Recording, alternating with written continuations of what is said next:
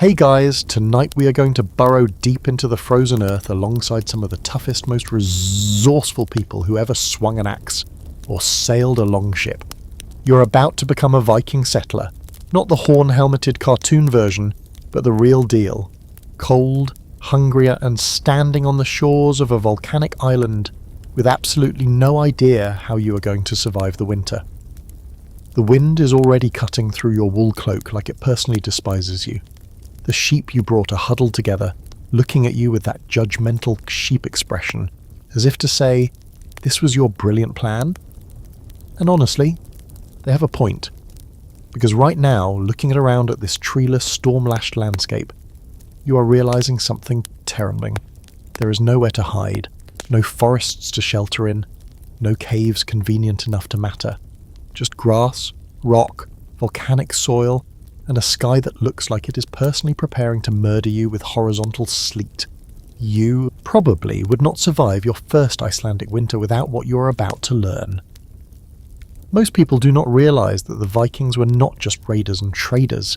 They were architectural geniuses who figured out how to literally disappear into the landscape, building homes so well hidden and so perfectly insulated that they could outlast winters that would kill a modern person in a heated apartment if the power went out.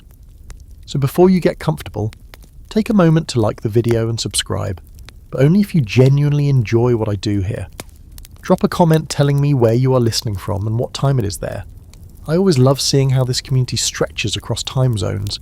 Some of you are winding down after a long day, some of you are sneaking this in during a lunch break, and some of you are in that delicious 2 a.m. insomnia zone where history podcasts become your best friend. Now, dim the lights, maybe turn on a fan for that soft background hum, and let's ease into tonight's journey together. You are standing on that Icelandic shore, and the reality of your situation is sinking in faster than your boots into the boggy ground. The year is somewhere around 870 CE, give or take a decade. Historians still argue about the exact dates of Iceland's settlement, with some suggesting it began slightly earlier based on tephra layers in the soil, those telltale volcanic ash deposits that act like nature's timestamp. What matters to you right now is not the precise year. What matters is that you have burned your bridges, literally, in some cases. You left Norway because staying meant death. Or worse, submission to a king whose idea of consolidating power involved making your family's land his family's land.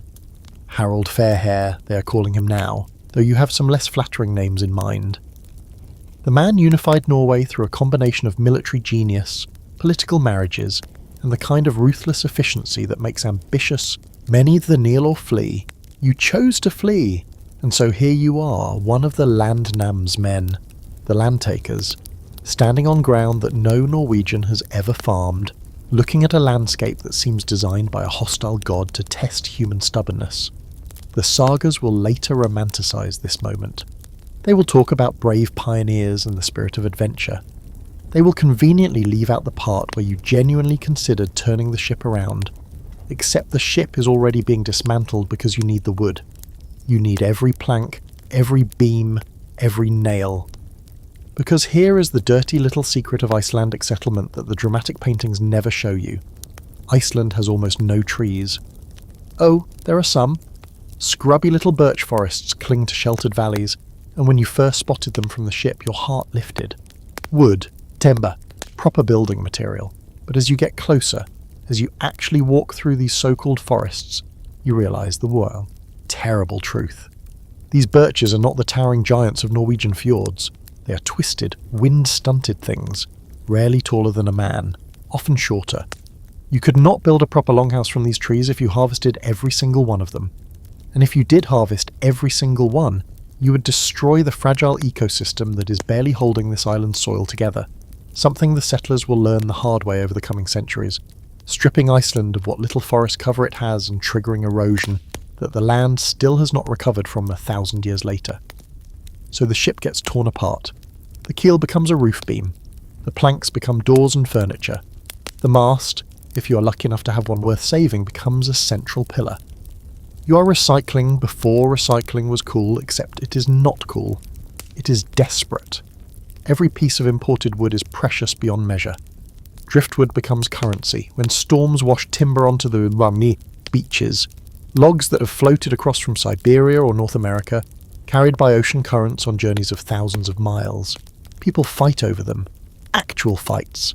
Legal disputes about driftwood rights will clog up Icelandic courts for centuries, but you cannot build an entire house from driftwood and ship scraps. You need walls, you need a roof, you need something that will keep out the wind that never stops, the rain that falls sideways, the snow that buries everything for months at a time. You need to build a house, and you have almost nothing to build it with. Except, you look down at the ground beneath your feet. You feel its springy give, the dense mat of grass roots interwoven with soil, centuries of growth compacted into something surprisingly solid. You remember something your grandfather told you once, about the old ways, about how people built before timber was plentiful, about homes that grew from the earth itself. You kneel down and press your hand into the turf, feeling its cold dampness, its strange resilience. This is what you have to work with, and slowly, impossibly, an idea begins to form. You're not going to build on the land, you are going to build with the land. You are going to dig yourself into this island like a tick into a dog's ear. Sorry, that was a gross metaphor, but it is accurate. You are going to make Iceland itself into your shelter. The grass will be your walls, the earth will be your insulation, the hillside will be your protection against winds that would tear a wooden structure apart. You are going to build a turf house. Now, this is not some desperate improvisation you just invented on that beach. Turf construction has deep roots in Scandinavian history, stretching back long before the Viking Age. In the far northern reaches of Norway, in the Faroe Islands, in Shetland and Orkney, people have been building with turf for generations. It is not glamorous. It is not the impressive timber halls where jarls feast and skalds sing. But it works. It works incredibly well, in fact, for places where timber is scarce and winters are brutal.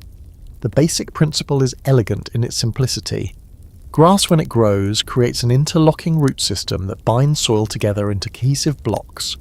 Cut these blocks carefully, stack them like bricks, and you have walls that are surprisingly strong and almost impossibly well insulated. The air pockets trapped in the soil and root matrix create natural insulation. The mass of earth moderates temperature swings, staying cool in summer heat and retaining warmth in winter cold. Add a roof of more turf, grown right over a wooden or whalebone frame, and you have created a living building, a structure that actually continues to grow, its grass roof photosynthesizing, its walls settling and compacting into something almost geological over time. The Vikings who settled Iceland did not invent turf construction, but they perfected it. They had to.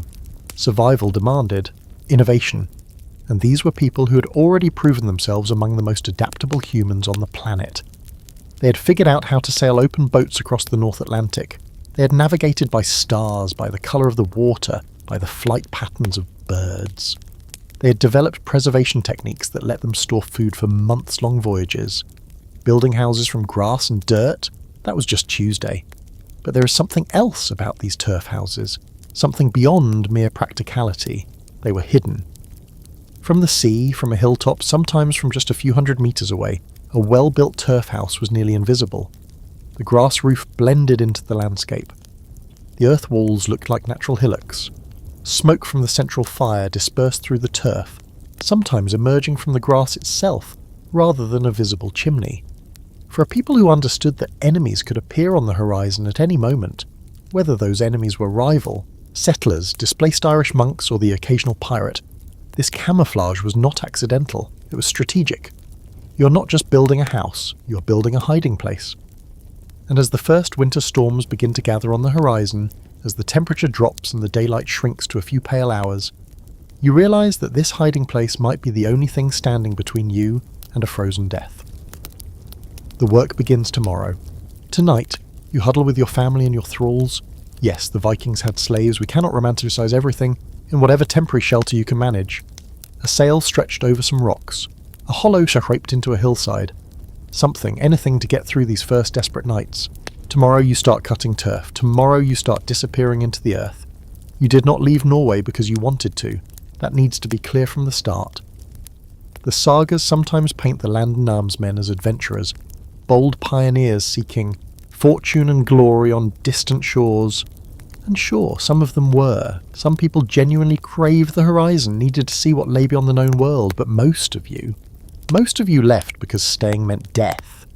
The Norway you grew up in was not a unified kingdom. It was a patchwork of petty kingdoms, jarldoms, and independent chieftains, each controlling their own stretch of fjord or valley. This sounds chaotic, and it was, but it was a chaos people understood. You knew who your enemies were. You knew which families had blood feuds going back generations. You knew which jarls were expanding their power and which were ripe for the picking. The system had a kind of brutal equilibrium, violence enough to keep things interesting, but enough stability that farms got worked and children got raised. Then Harold came along and ruined everything. Harold Fairhair, or Harold Finehair, depending on which translation you prefer, was probably not actually that fair of hair. Historians still argue about his nickname, whether it referred to his hair colour, his hairstyle, or was simply a later addition to make him sound more kingly. What is not debated is what he did. Starting around 870 CE, Harold began systematically conquering the independent kingdoms of Norway, bringing them one by one under his control. The Battle of Hafrsfjord, fought sometime in the 870s or 880s, there is that scholarly uncertainty again, effectively ended organised resistance to his rule. And here is where it gets personal for you. Harold did not just want to rule Norway, he wanted to own it. The old system, where powerful families held allodial rights, essentially full ownership of their ancestral lands, was a threat to his centralised power. So he changed the rules. Land that families had held for generations suddenly belonged to the king. You could keep farming it, sure, but now you owed taxes. Now you owed military service. Now you were a subject rather than a free landowner. For some families, this was acceptable. Unpleasant maybe, but survivable. You swallow your pride, pay your taxes, show up when the king calls his levies. Life goes on, but your family was different. Maybe you had backed the wrong side in the wars. Maybe you had a blood feud with one of Harold's allies. Maybe you just had the bad luck of owning land that some royal favourite wanted. Whatever the specific reason, the message was clear: submit completely or leave. Some people chose to fight. You know how that ended. The executions were not particularly creative, axes and ropes mostly, but they were thorough. Harold understood that leaving enemies alive was just postponing problems, so you chose to leave. You were not alone in this choice. The late 9th century saw a mass exodus from Norway, a diaspora of the dispossessed spreading across the North Atlantic. Some went to the existing Norse settlements in the British Isles, the Orkneys, Shetland, the Hebrides, the northern and eastern coasts. Of England, where the Danelaw held sway. Others pushed further to the Faroe Islands, where earlier settlers had already established communities. But by the 870s, word was spreading about somewhere new, somewhere barely touched by human settlement, somewhere with land enough for everyone: Iceland. The story of Iceland's discovery is wrapped in saga legend, which means it is probably about 30% true and 70% good storytelling. The most famous version credits a Norwegian named Ingolfur Arnason as the first permanent settler, arriving in 874 and establishing himself at Reykjavik after throwing his high seat pillars overboard and following them to shore. This was a common ritual. You let the gods guide you to your new home through the sacred wooden pillars. Very spiritual. Also a decent way to look decisive when you genuinely have no idea where to land. But there were others before Ingolfur. Nadod, a Faroese Viking who stumbled upon Iceland while blown off course, named it Snæland, Snowland, for the snow he saw on the mountains. Garda Svaveson circumnavigated the island and spent a winter there, proving it was habitable, more or less. Floki Vilgerdason tried to settle, but had a disastrous time of it. His livestock died, his party nearly starved, and he left in a bitter mood, giving the island the name that stuck: Iceland. Probably a better marketing strategy than Snowland, honestly. Sets expectations low. But despite Floki's failures, others kept coming. Because here's the thing about Iceland that outweighed all its disadvantages. It was empty. No kings, no jarls demanding fealty, no ancient blood feuds waiting to erupt, no neighbours whose great-grandfather killed your great-grandfather over a boundary dispute 3 generations ago. Iceland was a blank slate, a chance to start over, to build a new society from scratch. And the land, while harsh, was not impossible. There was grass, endless wind-rippled grass, perfect for grazing. There were fish in quantities that seemed almost obscene. cod and herring and salmon so thick in the rivers you could practically walk across them.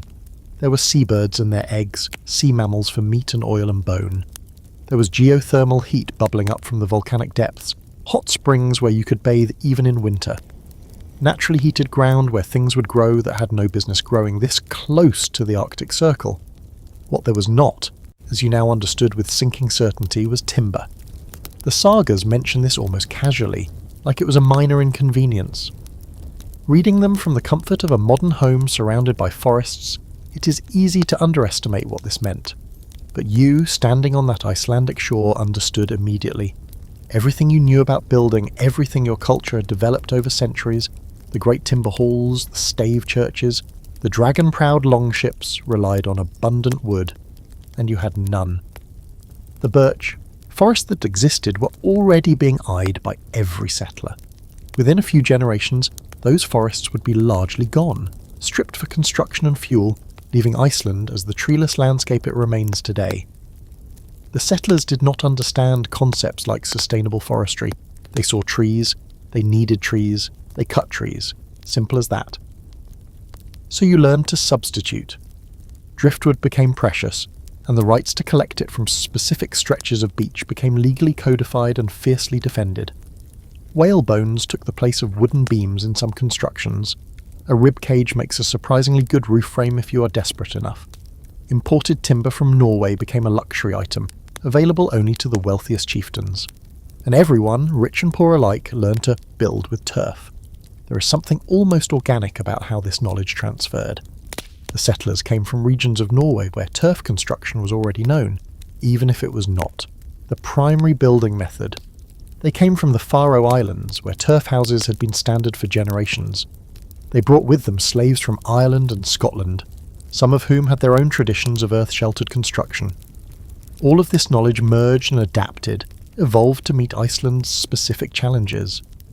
The houses that emerged were unlike anything in mainland Scandinavia. They were lower, longer, more deeply embedded in the earth. They clustered together for warmth, multiple buildings connected by covered passages. They turned their backs to the prevailing winds, dug into south-facing slopes to capture what little solar heat the subarctic sun provided. But all of that innovation was still in the future. Right now, in these first desperate seasons, you're working with trial and error. You're learning what works and what does not. You're watching some of your neighbours' houses collapse under the weight of snow, or flood when the spring thaw comes, or simply prove too cold to survive in. You're attending funerals for people who did not figure it out fast enough, because that is the part the sagas usually skip. The failure rate, the frozen bodies, the families who bet everything on this new land and lost. You are determined not to be one of them, and so you study. You watch what the successful settlers do. You ask questions of the older immigrants, the ones who have already survived a winter or two. You learn that the angle of your roof matters, that the drainage around your foundation matters, that the type of turf you cut matters. Highland turf is different from lowland turf, marsh turf is different from meadow turf, and choosing wrong can mean the difference between a house that stands for decades and one that crumbles in the first hard rain. You learn that building a turf house is not just construction.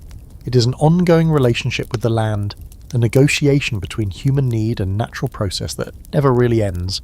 And, slowly, season by season, you start to get it right. But we are getting ahead of ourselves.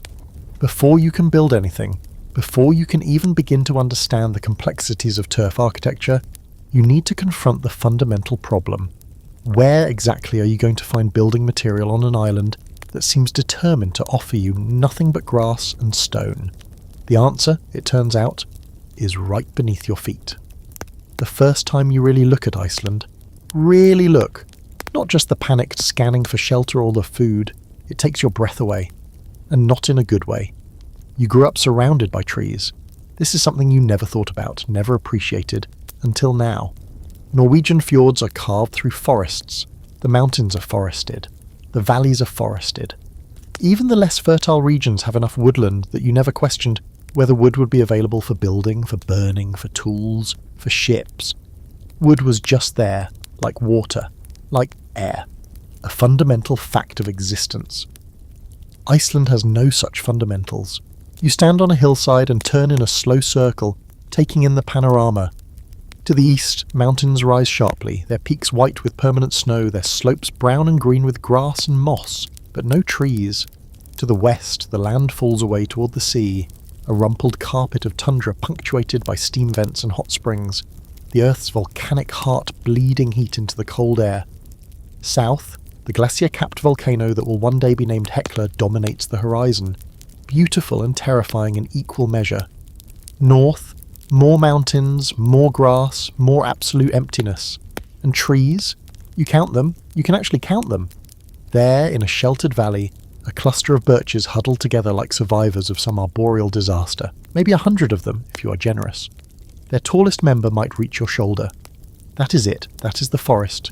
You remember the forests of home with a sudden, physical ache, the smell of pine resin, the sound of wind through spruce branches, the knowledge that if you needed timber, you could walk into the woods with an axe and come back with as much as you could carry. Here you could cut down every tree on the island and not have enough to build a single proper longhouse. Historians still argue about what Iceland's vegetation looked like when the settlers arrived. Some evidence suggests the birch forests were more extensive before human impact, covering perhaps 20 to 40% of the land. Others point to pollen records and suggest the forests were already sparse, limited by the harsh climate and volcanic soil. What is not debated is what happened next. Within a few centuries, the settlers had stripped the island almost bare. The birch was cut for building, for charcoal, for fuel. Sheep grazing prevented regrowth. Erosion followed deforestation, washing away the thin topsoil, leaving behind the barren landscapes that characterize much of Iceland today. But you, standing in the late 9th century, do not know any of this. You do not know that your grandchildren's grandchildren will look at an even more desolate landscape and wonder what the original settlers were thinking. You just know that you need to build shelter, you need firewood, and the trees in front of you are not going to provide either in sufficient quantity. So you start thinking differently. The grass beneath your feet is thick, lush, surprisingly deep. Iceland may lack trees, but it does not lack grass. The long summer days, the moisture-laden air, the volcanic soil, all of it conspires to create grass that grows with almost aggressive enthusiasm. It covers everything, carpeting slopes, filling valleys, growing right up to the edges of glaciers and lava fields. You kneel down and dig your fingers into the turf. The roots are dense, interlocking, forming a mat several inches thick. It is like a living fabric, the grass blades woven together by their root systems into something almost solid. You tug at it, and it resists. You pull harder, and a chunk comes free, leaving a raw wound in the earth. You hold the turf block in your hands, turning it over, examining it. It is heavy for its size, dense with moisture and organic matter. The root side is a tangle of pale fibres still clinging to bits of soil. The grass side is green and living, a miniature meadow in your palms, and something clicks in your mind. This is not a building material. It is better than a building material. It is a building material that is alive. A building material that will continue to grow after you stack it, that will knit itself together into solid walls, that will heal its own wounds and seal its own gaps if you give it time and moisture. You have found your solution. Iceland itself is going to be your shelter. The Vikings were not the first people to figure this out. Turf construction has a long history in Northern Europe, stretching back into prehistory. In the Scottish Islands, in Scandinavia, in the Faroe Islands, people had been building with turf for centuries before the Icelandic settlement. The technique was well known, if not prestigious. Back in Norway, turf houses were for the poor, for those who could not afford proper timber. They were associated with hardship and low status. In Iceland, that stigma had to disappear. There was no alternative. When everyone builds with turf, when even the wealthiest chieftains have grass growing from their roofs, the material loses its association with poverty. It becomes simply what houses are made of, and Icelandic turf, as it turned out, was particularly good for building. The volcanic soil, rich in minerals and organic matter, created a turf that was denser and stronger than the turf of other regions. The specific species of grass that thrived in Iceland had root systems optimized for binding soil together in harsh conditions. It was as if the island had spent millennia preparing itself to be built upon, evolving the perfect natural brick just in time for your arrival. Of course, the reality was messier than that clean narrative. Not all turf was created equal, and learning to identify good building turf was a skill that took years to develop. The best turf came from old, undisturbed meadows where the grass had grown for decades, building up layers of root mat. You wanted turf that was thick enough to hold together when cut, but not so thick that the blocks became impossibly heavy to lift. You wanted grass species with strong horizontal root growth, not the wispy-rooted varieties that would fall apart as soon as you tried to stack them. And then there was the question of moisture. Too dry and the turf crumbled. Too wet and it was heavy and prone to rotting. The ideal moisture content was a matter of experience, of knowing how a good block should feel in your hands, how it should sound when you tap it, how it should flex without breaking when you lift it. Some settlers never figured it out. They cut bad turf from the wrong meadows at the wrong time of year, built walls that sagged and crumbled, spent their winters in houses that leaked and froze and eventually collapsed. Learning from failure was essential, but failure in this environment could mean death. You were determined to learn from others' failures instead. And so you watch, and you ask questions, and you pay attention to the details that might seem trivial, but are actually critical. You notice that the old-timers cut their turf in the late summer, after the grass has had the whole growing season to strengthen its roots, but before the autumn rains turn the ground into soup. You notice they choose south-facing slopes where the sun has baked out some of the excess moisture. You notice they let the cut blocks sit for a day or two before stacking them, losing just enough water to reduce weight without compromising structural integrity. And you notice something else, something that strikes you as almost miraculous. The best turf cutters are not just taking grass from the land, they are taking care of the land. They cut in patterns that allow regrowth. They rotate their turf meadows like farmers rotate crops. They understand that the land is not an infinite resource, that taking too much too fast will leave them with nothing. This is sustainability before the word existed. It is the recognition that you and your descendants are going to need turf forever, that this island's your home now, that destroying it means destroying yourselves. Not everyone understands this. Some settlers cut indiscriminately, stripping meadows down to bare soil, leaving scars that take decades to heal. Some areas will never recover, the topsoil washed away by erosion, the underlying rock exposed and useless. But the communities that survive, the farmsteads that endure for centuries, are the ones that learn to work with the land rather than against it. You file this away. You will need turf for your first house. You will need more turf for repairs. You will need turf for your children's houses and their children's houses. This relationship with the land is going to last longer than your lifetime. Better get it right from the start. The sun is setting, not that it ever really sets during the Icelandic summer, just dipping toward the horizon before swinging back up, and the temperature is dropping.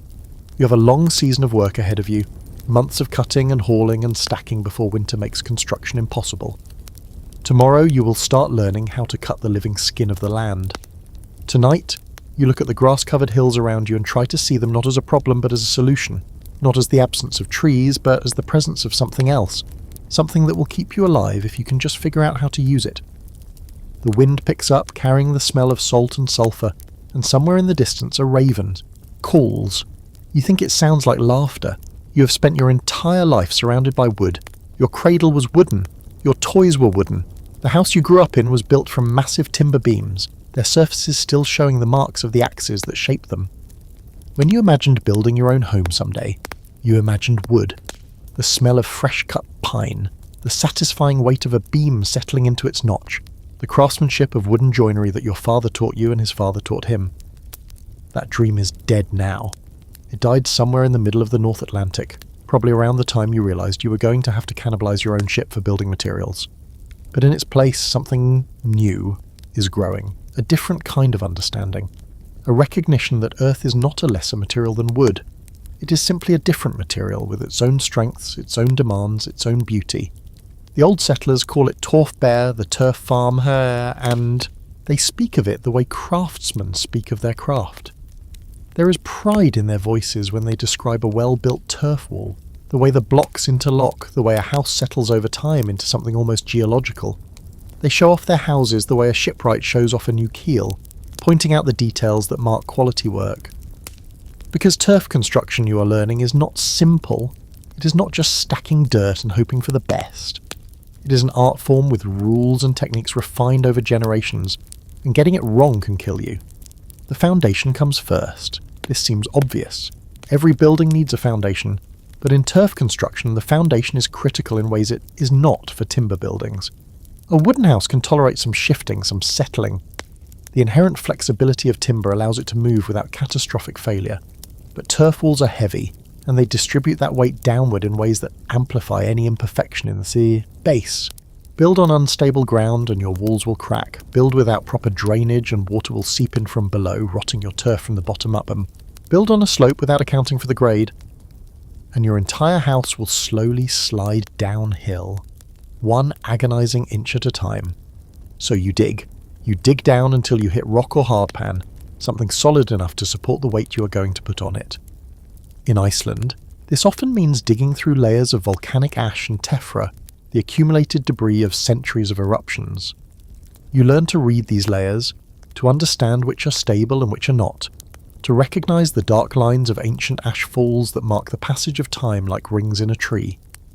Then you lay stones, a foundation of flat stones carefully selected and positioned to create a level base, a barrier between the wet earth below and the turf walls above. This is not glamorous work. It is not the kind of thing schools compose poems about, but it is essential, and doing it poorly will haunt you for as long as you live in this house. Above the stone foundation, you start building walls, and here is where things get interesting. Turf construction is not monolithic. There are different techniques, different approaches, different regional variations that reflect local conditions and available materials. The method you choose depends on the quality of your turf, the shape of your site, how much stone you have access to, and frankly, how much labour you can command. The simplest approach is pure turf, blocks cut and stacked like oversized bricks, no other materials involved. This works, after a fashion. The turf blocks compress under their own weight, their root systems intertwining as they settle, creating walls that are surprisingly solid. But pure turf walls are thick, very thick. To achieve adequate structural strength and insulation, you might need walls 2 or 3 feet thick, which eats into your interior space and requires enormous quantities of material. So most builders mix turf with stone. The Icelandic variant often features a core of stones stacked dry without mortar, with turf packed around and between them. The stone provides structural strength, the turf provides insulation. The combination is stronger and more efficient than either material alone. There are also different patterns for laying the turf itself. You can lay blocks with all the grass sides facing one direction, usually outward, so the living grass protects the walls from rain. You can alternate grass side out and grass side in for better interlocking. You can cut special shapes for corners and openings, angled blocks that fit together like puzzle pieces. Historians still argue about which techniques came first, which were innovations and which were inherited traditions, how much influence came from Irish building practices versus native Scandinavian methods. The truth is probably complicated, a fusion of multiple traditions, adapted to local conditions, evolving over time, as builders learned what worked and what did not. What is not debated is the result. Icelandic turf houses, at their best, were remarkable structures, warm in winter, cool in summer, resistant to the brutal winds that would tear apart a timber building. They lasted for decades with proper maintenance, sometimes for centuries. They were proof that architecture does not require exotic materials or advanced technology, just a deep understanding of what you have available and how to use it. But we are getting ahead of ourselves. You are still learning the pseu, still figuring out how to cut a proper turf block, still making mistakes that will teach you hard lessons. The tool you need is called a torfiljar, a turf-cutting spade. It does not look like much. A flat iron blade attached to a wooden handle, shaped almost like a modified shovel, but in skilled hands it can cut turf blocks with surgical precision. The blade's shape is specifically designed for the task, its edge angled to slice through root mats, its flat surface sized to produce blocks of consistent dimensions. Getting one of these is not easy. Iron is precious in Iceland, as precious as timber, maybe more so. Every piece of metal was imported, either brought over on the original settlement voyages, or traded for at enormous cost with ships from Norway. A good turf spade might represent a significant portion of a family's wealth. Losing it, breaking it, having it stolen, these were genuine catastrophes. So you treat your tools with reverence, you sharpen them carefully, you store them properly, you repair them when they wear, replacing handles, reforging blades, keeping them functional for as long as possible, and you learn to use them with a kind of physical poetry. Watch an experienced turf cutter at work and you will see what I mean. The movements are economical, precise, almost rhythmic. Cut down to define the block, cut around to free it. Lever it up and out in a single smooth motion. Set it aside, step forward, repeat. A skilled cutter can produce hundreds of blocks in a day. You're not a skilled cutter. You're a beginner with blisters on your hands and a back that screams every time you bend over. Your blocks are uneven, crumbling at the edges, either too thick or too thin. You watch the experienced settlers and try to copy their technique, but something gets lost in translation. It takes time, weeks of practice before your blocks start looking respectable, months before you can work all day without collapsing, years before you can look at a meadow and know instinctively which sections will yield good turf and which should be left alone. This is knowledge that cannot be rushed. It has to be earned, block by block, blister by blister, failure by failure. And while you are learning, while your first attempts produce walls that slump and leak and generally make you question every life choice that brought you to this frozen island, you start to understand something. Earth is patient. Earth forgives. A timber joint cut wrong is ruined. You have to start over with fresh wood.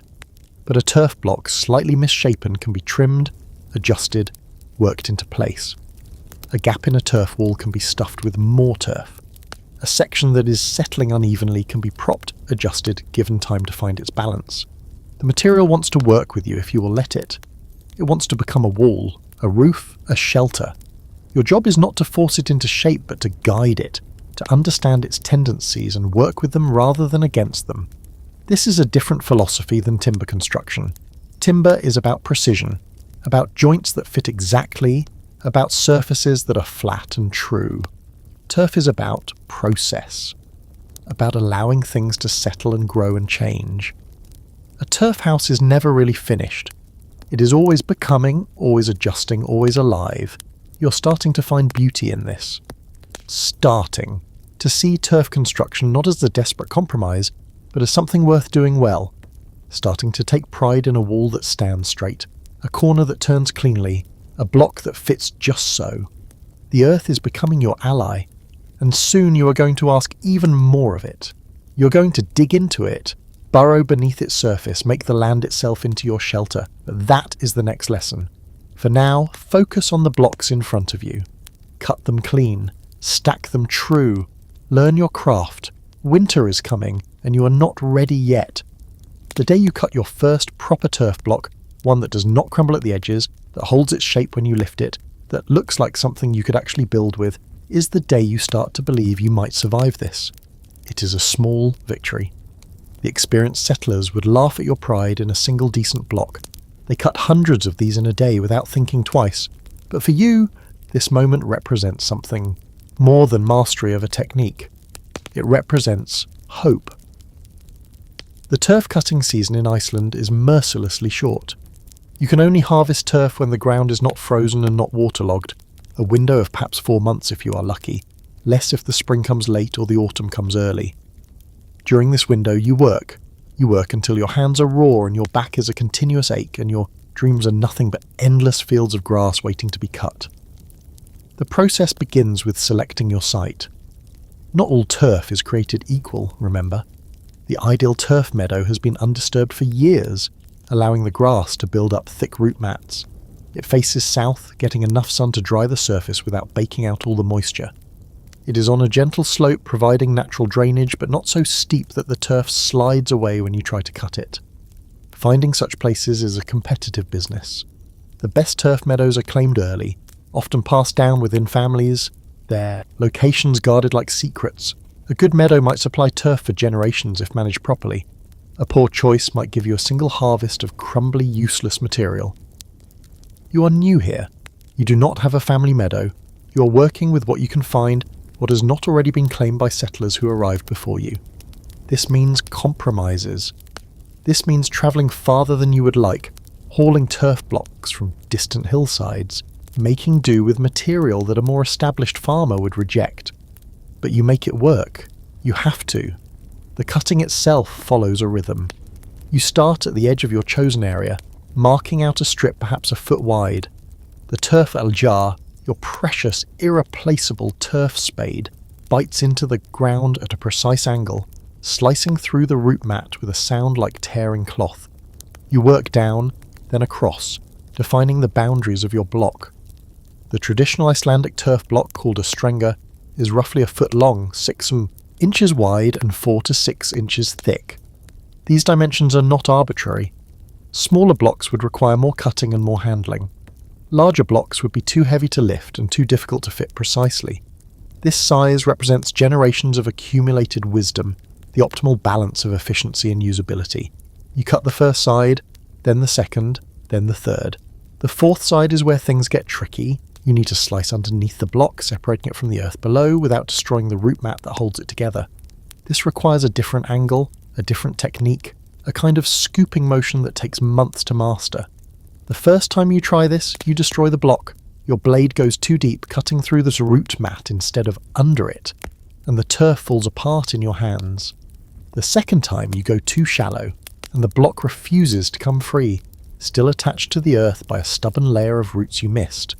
The third time, somehow, impossibly, it works. The block comes up clean, a perfect rectangle of living earth, grass on top, roots on the bottom, ready to become part of a wall. You set it aside and stare at it for a long moment. Then you cut another, and another, and another. The work is brutal. Every block weighs 10 to 15 pounds, and you need thousands of them to build even a modest house. You are cutting, lifting, stacking, walking back to the cutting face, cutting again, over and over until the motion becomes automatic, till you could do it in your sleep. And you do sometimes, dreaming of endless turf fields. But you are not alone in this. Turf cutting in Iceland was never a solitary activity. It required community. Families worked together, neighbours helped neighbours, and during the intensive cutting season, the entire settlement would coordinate their efforts. This was practical. More hands meant more blocks, meant more houses finished before winter. But it was also social. The turf. Fields were places where news was shared, where marriages were arranged, where feuds were settled or started. The thralls, of course, did the heaviest work. Let us not romanticize Viking society too much. Slavery was an integral part of the economy, and enslaved people, mostly captured Irish and Scots, though some were Slavs taken from raids in the east, performed the back-breaking labour that made Icelandic settlement possible. The turf that kept free settlers warm in winter was often cut by people who had no choice in the matter, who would never own the houses their labour built. Historians still argue about the exact nature of slavery in Viking Iceland. Some evidence suggests it was relatively mild compared to other forms of slavery. Thralls could sometimes earn their freedom, could own some property, had certain legal protections. Other evidence paints a grimmer picture. People treated as property, worked to death, subject to casual violence. The truth probably varied depending on the owner, the circumstances, the specific time period. What is not debated is that the great turf houses of Iceland were built in significant part by people whose names were never recorded, whose stories were never told, who made survival possible for others and received nothing in return. This is worth remembering as you admire the architecture. Every block has a history. Not all of those histories are heroic. But back to the cutting. You have your blocks, let us say a few dozen after your first day of real work, and now you need to move them. This is where things get logistically complicated. Turf is heavy, and it does not get lighter the farther you carry it. The lucky settlers had horses. Iceland was home to a unique breed, small, sturdy, adapted to the local conditions, and these horses could be fitted with pack saddles and loaded with turf blocks. A good horse could carry maybe 10 blocks at a time, making multiple trips between the turf meadow and the building site. You do not have a horse. Not yet. Maybe not ever if things go badly. So you carry the blocks yourself, 2 at a time, balanced on a wooden frame strapped to your back.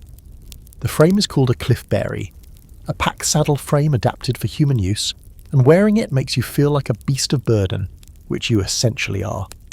The path from the turf meadow to your building site is maybe half a mile there, half a mile back. With 2 blocks per trip, you're looking at 500 trips just to move 1,000 blocks. And 1,000 blocks is barely enough for a small outbuilding, nowhere near enough for a proper house.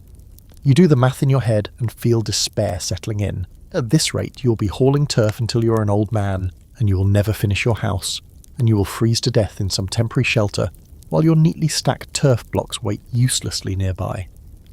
Then you remember something one of the old settlers said. Work smarter, not harder. You start looking for a building site closer to good turf. You find a south-facing slope with a thick meadow right on top, cut the turf, and you are already at your building site. The blocks do not need to be carried anywhere. They just need to be moved a few feet and stacked. This is obvious in retrospect.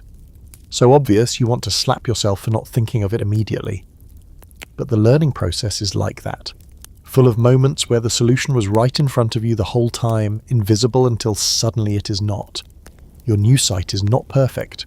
It is further from the stream than you would like, and the ground is rocky in places, and the wind comes howling down from the north with nothing to block it. But the turf is right there, dense and perfect. A meadow that has been growing undisturbed for centuries, waiting for you. You dig in, literally. The turf comes up clean.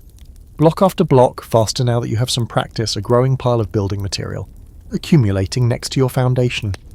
Somewhere in the distance, a gull screams. The sun is low on the horizon. It is always low on the horizon in Iceland, even in summer, casting long shadows across the grass. You're going to build a house here. Not just any house. A house that burrows into this hillside, that uses the earth itself as insulation and protection. You're going to disappear into the landscape, and maybe, just maybe, you are going to survive. There is a moment, partway through digging into the hillside, when you understand why your ancestors spoke of the dwarves as master builders. The Norse myths are full of beings who live underground, who carve their homes from the living rock, who know secrets about earth and stone that surface dwellers can never comprehend. Standing in your half-excavated pit, surrounded by walls of dirt and roots and ancient volcanic ash, you start to feel like you are joining their ranks. You're not building on the land, you're building into it. And that makes all the difference. The decision to dig semi-subterranean was not aesthetic. It was not some philosophical statement about humanity's relationship with nature. It was pure, cold-blooded thermodynamics.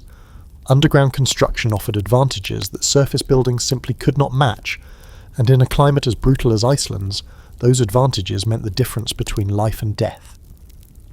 Let us talk about temperature for a moment. The Icelandic winter is not merely cold, it is aggressive.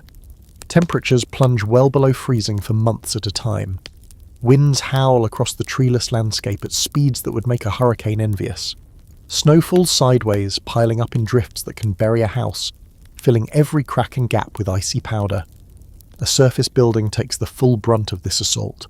Wind steals heat from its walls, cold penetrates from every direction, top, bottom, sides. The temperature differential between inside and outside might be 50 C or 60 degrees, and maintaining that differential requires constant effort, constant fuel, constant vigilance.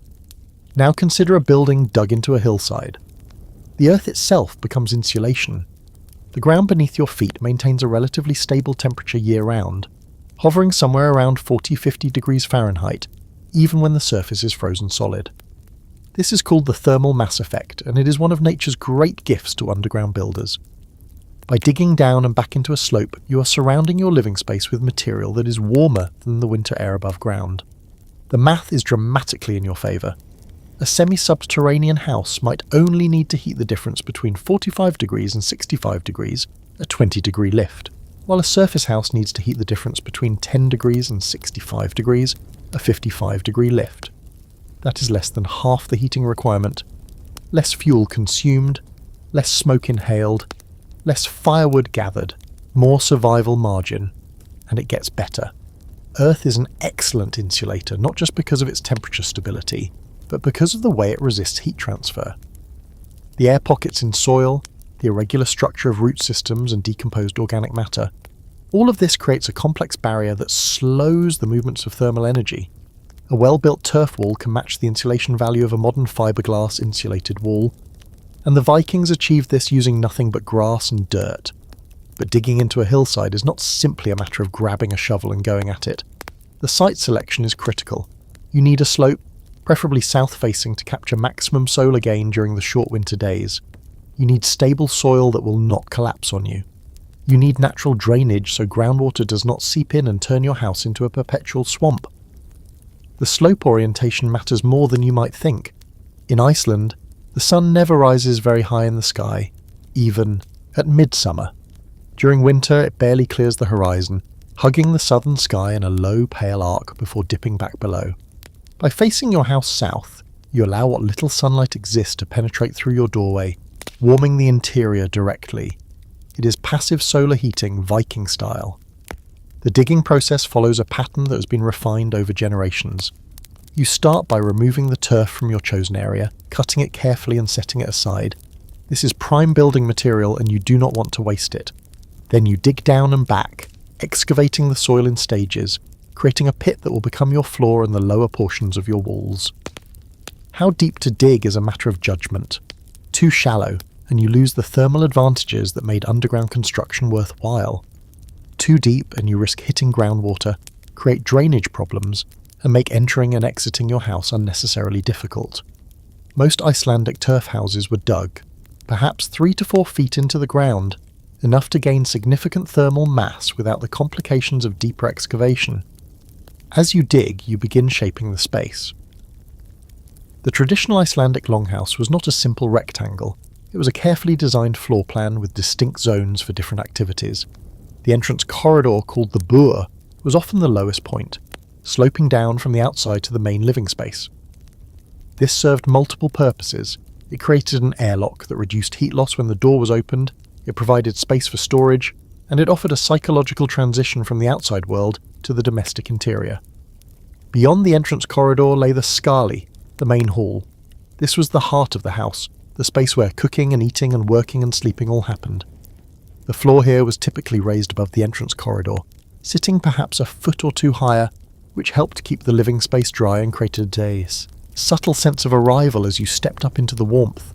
And the walls were a hybrid construction, part excavation and part built-up turf. The rear wall and lower portions of the side walls were often just the earth you had dug into, faced with stone or lined with additional turf for moisture control. The upper portions of the walls, and the front wall facing the open air, were built up from turf blocks, rising from the excavated pit to merge with the roof above. Historians still argue about how much regional variation existed in these floor plans. Some evidence suggests strong local traditions, with clusters of houses in the same area sharing similar layouts. Other evidence points to significant variation even within single farmsteads, as builders experimented with different arrangements. The truth is probably that certain principles were universal: the sunken entrance, the raised living space, the south-facing orientation, while the details varied based on individual preference, available materials and local conditions. What is clear is that these houses were not primitive shelters thrown together by desperate refugees.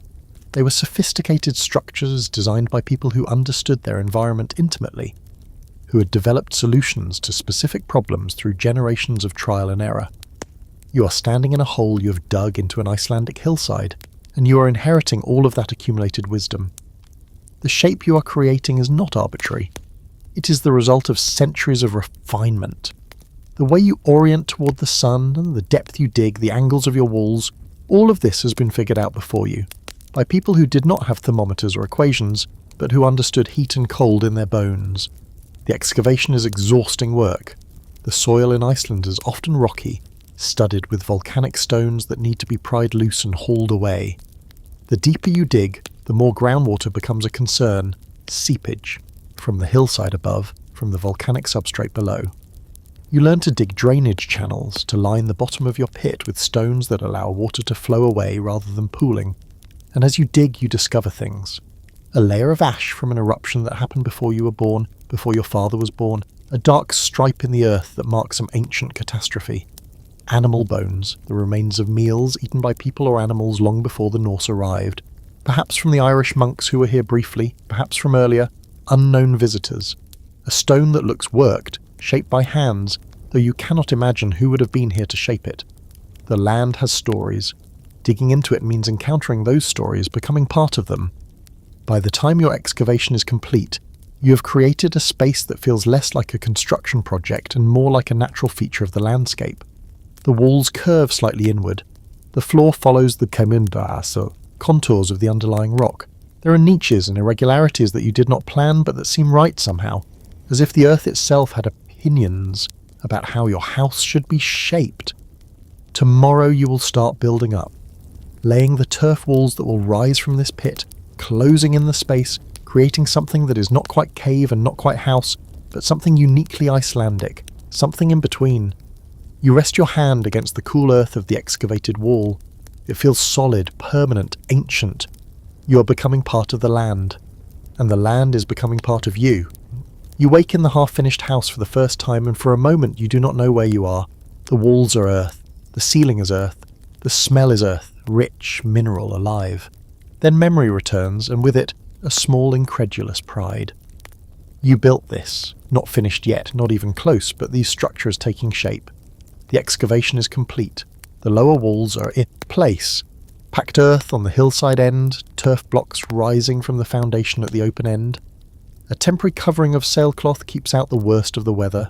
It is not warm, not really, but it is warmer than sleeping under the stars. Today you work on the interior. The traditional Icelandic longhouse was not a single open space. It was divided, organised, designed with specific areas for specific activities. Understanding this layout is essential to understanding how these houses worked, how they transformed a hole in the ground into something that could sustain human life through months of darkness. The central feature, literally and figuratively, was the long hearth. Called the Langoldur, it ran down the middle of the main living space. A rectangular fire pit perhaps 3 feet wide and 10 or 15 feet long. This was not a cosy fireplace for occasional use. This was the lifeblood of the house, burning continuously from autumn to spring, the source of heat and light. And cooking and frankly sanity. You have been collecting fuel since you arrived. Driftwood, mostly, hauled from the beaches where ocean currents deposit timber from distant forests, dried dung from sheep and cattle, which burns hot and clean once you get past the initial psychological barrier. Peat from the bogs, cut and dried and stacked in endless rows. Bone and fat from marine mammals, which provide intense heat but produce greasy, unpleasant smoke. The fire is positioned carefully. Too close to the walls and you risk setting the house ablaze. Turf does not burn easily, but once it gets going it smoulders forever. Too far from the walls and you waste heat that should be warming the living space. The traditional placement right down the centre of the hall reflects generations of optimization. Along both sides of the long hearth run raised platforms called set. These are the benches where you sit, work, eat and sleep. They rise perhaps a foot above the floor level, which accomplishes several things. It keeps sleepers above the coldest air, which settles near the ground. It creates storage space beneath the platforms. It provides a comfortable working height for tasks like spinning, weaving and leatherworking. The platforms are built from whatever materials are available. A lucky builder might have enough driftwood to create proper wooden planking. Most make do with packed earth covered with stone slabs, with straw or animal hides laid on top for insulation and comfort. The idea is to create a surface that is level, relatively soft, and elevated enough to escape the ground level chill. At one end of the hall, traditionally the end opposite the entrance, sits the place of honour.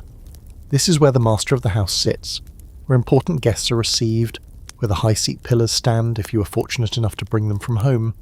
The floor here might be slightly raised, the platform slightly wider. This is where decisions are made, where disputes are settled, where the formal business of the household occurs.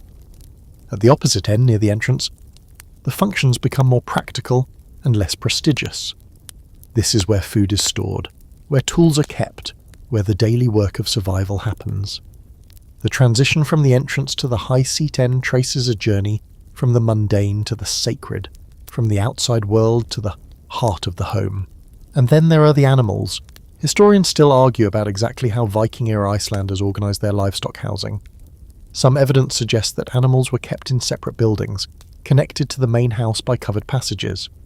Other evidence, including excavations of some of the earliest Icelandic farmsteads, indicates that animals lived directly within the main longhouse, separated from the human living space by nothing more than a partition or a change in floor level.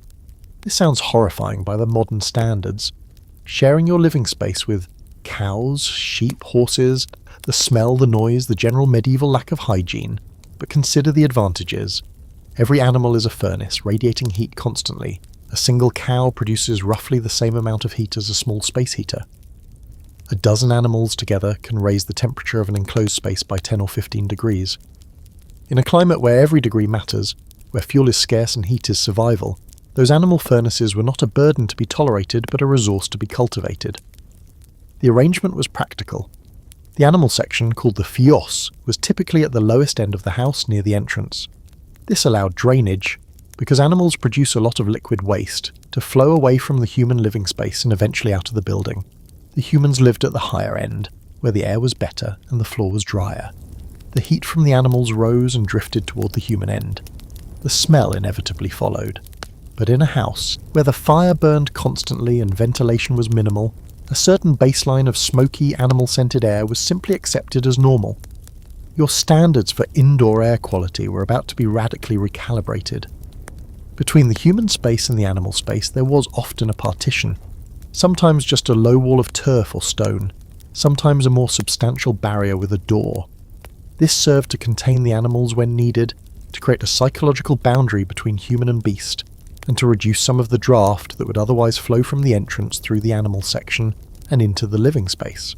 You start building these partitions now, laying stones for the base, stacking turf blocks to create walls perhaps 4 feet high, leaving gaps for doors, which will be precious wooden frames filled with whatever you can manage, planks if you have them, woven withies if you do not. The work is slow but satisfying. Each day the interior takes shape a little more. Platforms rise along the walls, the hearth pit is dug and lined with flat stones. The partition separating human from animal space achieves some semblance of completion, and you start thinking about light. The Icelandic winter is dark. Not just short day dark, but genuinely, oppressively, maddeningly dark. For months the sun barely clears the horizon, casting us a pale, cold light for a few hours before disappearing again. The rest of the time, it is night.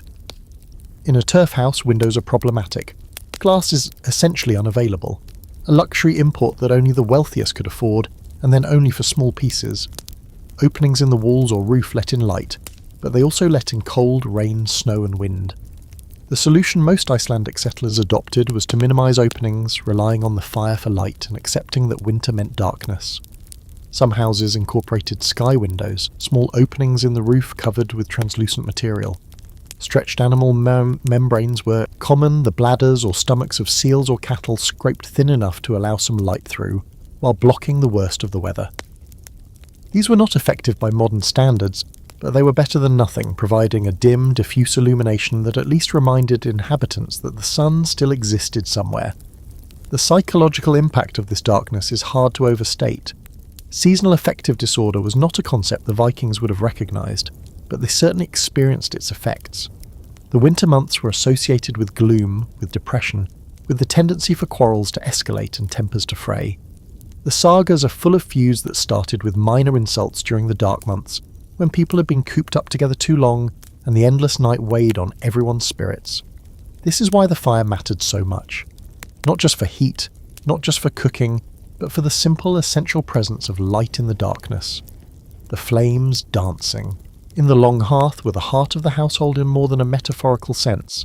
They were the visual focus that held the community together, the flickering brightness that kept the dark at bay. You will spend countless hours staring at that fire over the coming months, watching the flames, listening to the crackle and hiss, letting your mind drift into the patterns of light and shadow. But that is later. For now, the hearth is just a pit lined with stones. The platforms are incomplete.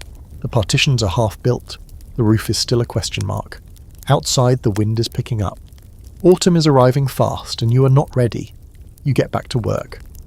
Let us talk about the elephant in the room, or more accurately, the cow, and the sheep, and the goats, and the horses, and any other livestock you manage to bring to this frozen rock. They are going to live with you. In your house, right there, a few feet from where you sleep. This sounds unsanitary because it absolutely is. Unsanitary.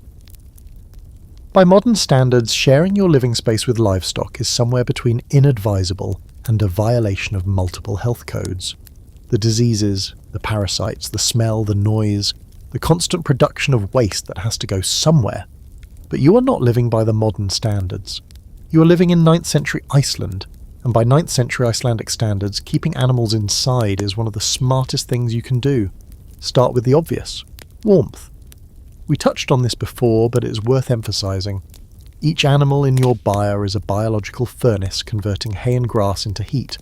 A healthy cow produces somewhere between 1,000 and 2,000 BTUs per hour, roughly equivalent to a small space heater.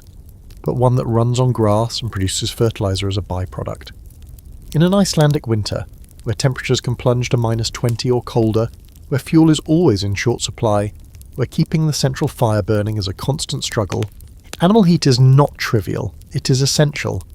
A house with a dozen cows in the byre might be 15 or 20 degrees warmer than an identical house without animals.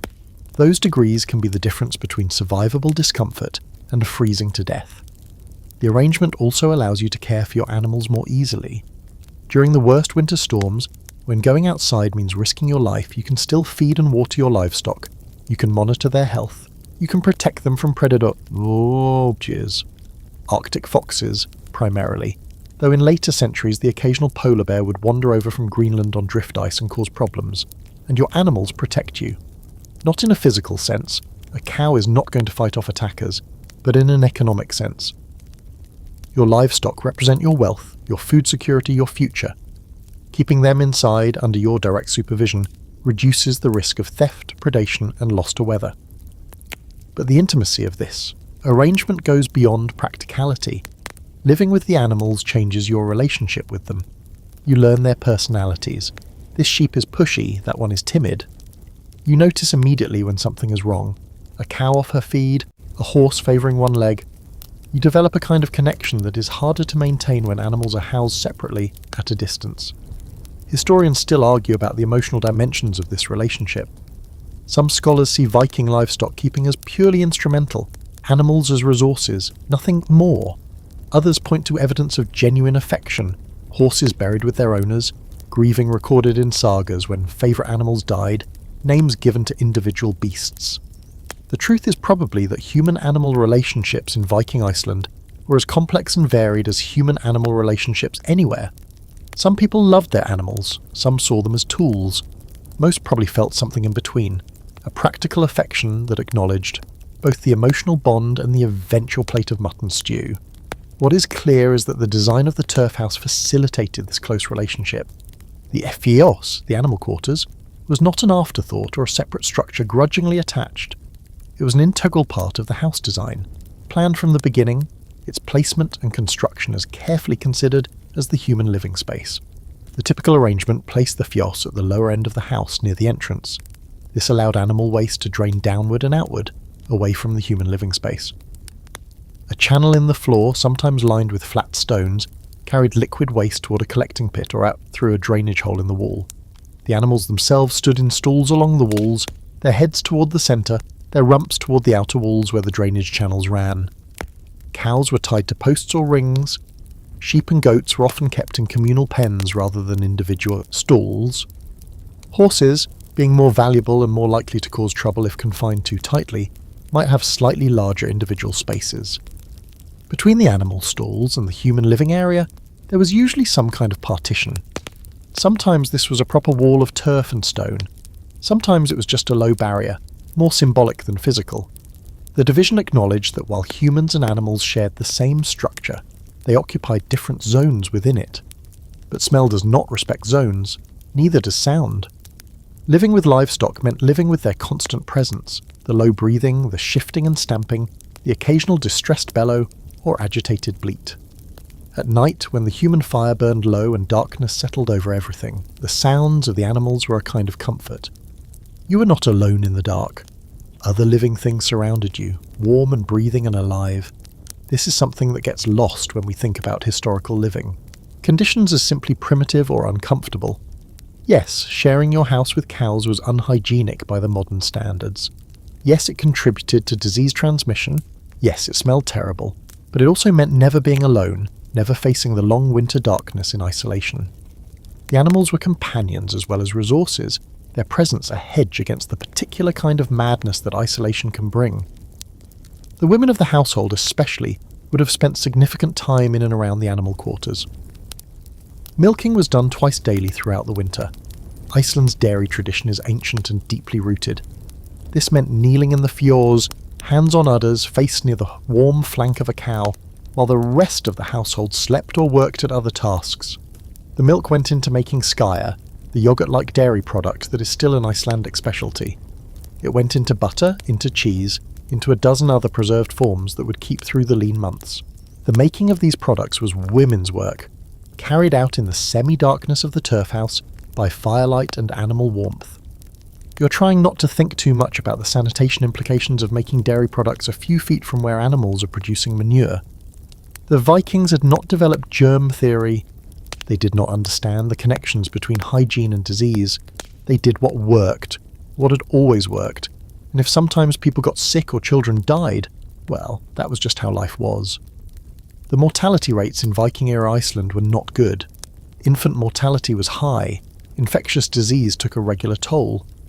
The living conditions inside the turf houses, the smoke, the animals, the crowding, the poor ventilation, contributed to these numbers. But people survived. Populations grew, the settlement succeeded. The house you are building will have space for animals. It has to.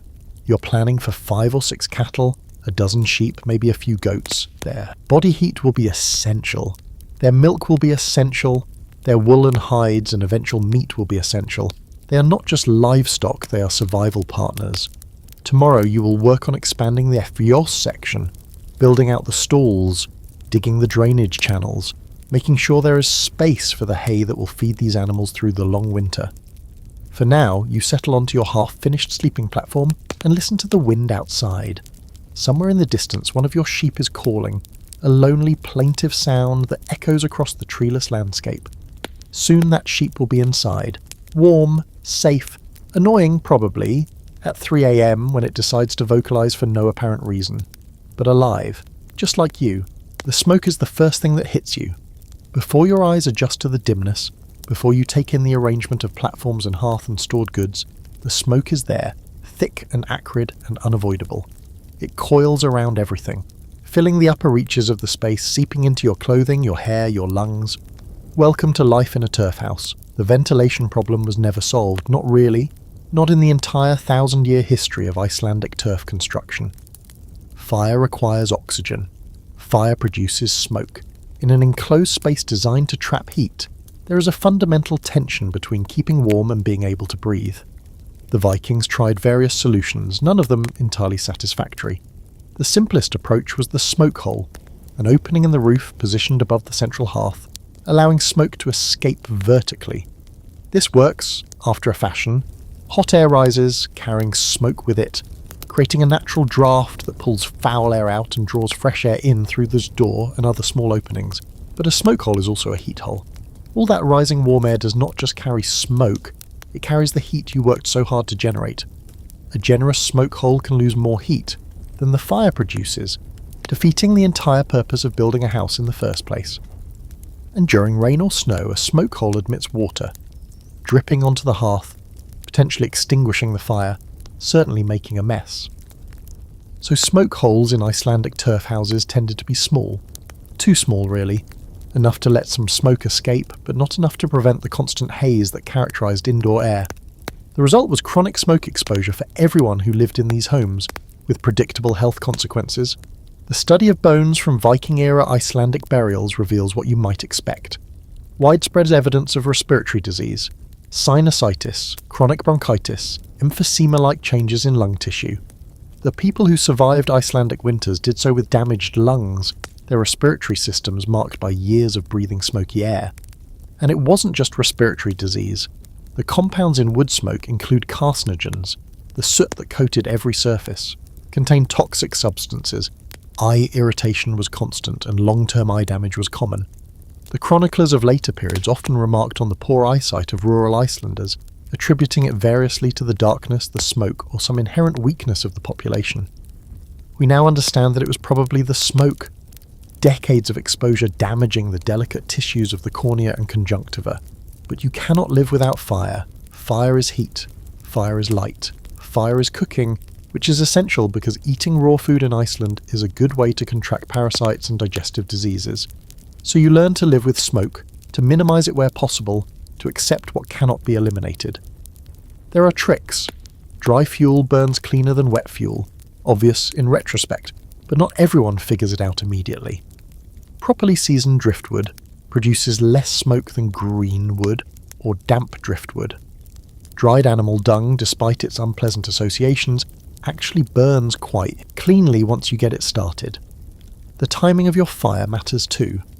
During the day, when you need to see and work, you keep the fire higher, accepting more smoke in exchange for more light.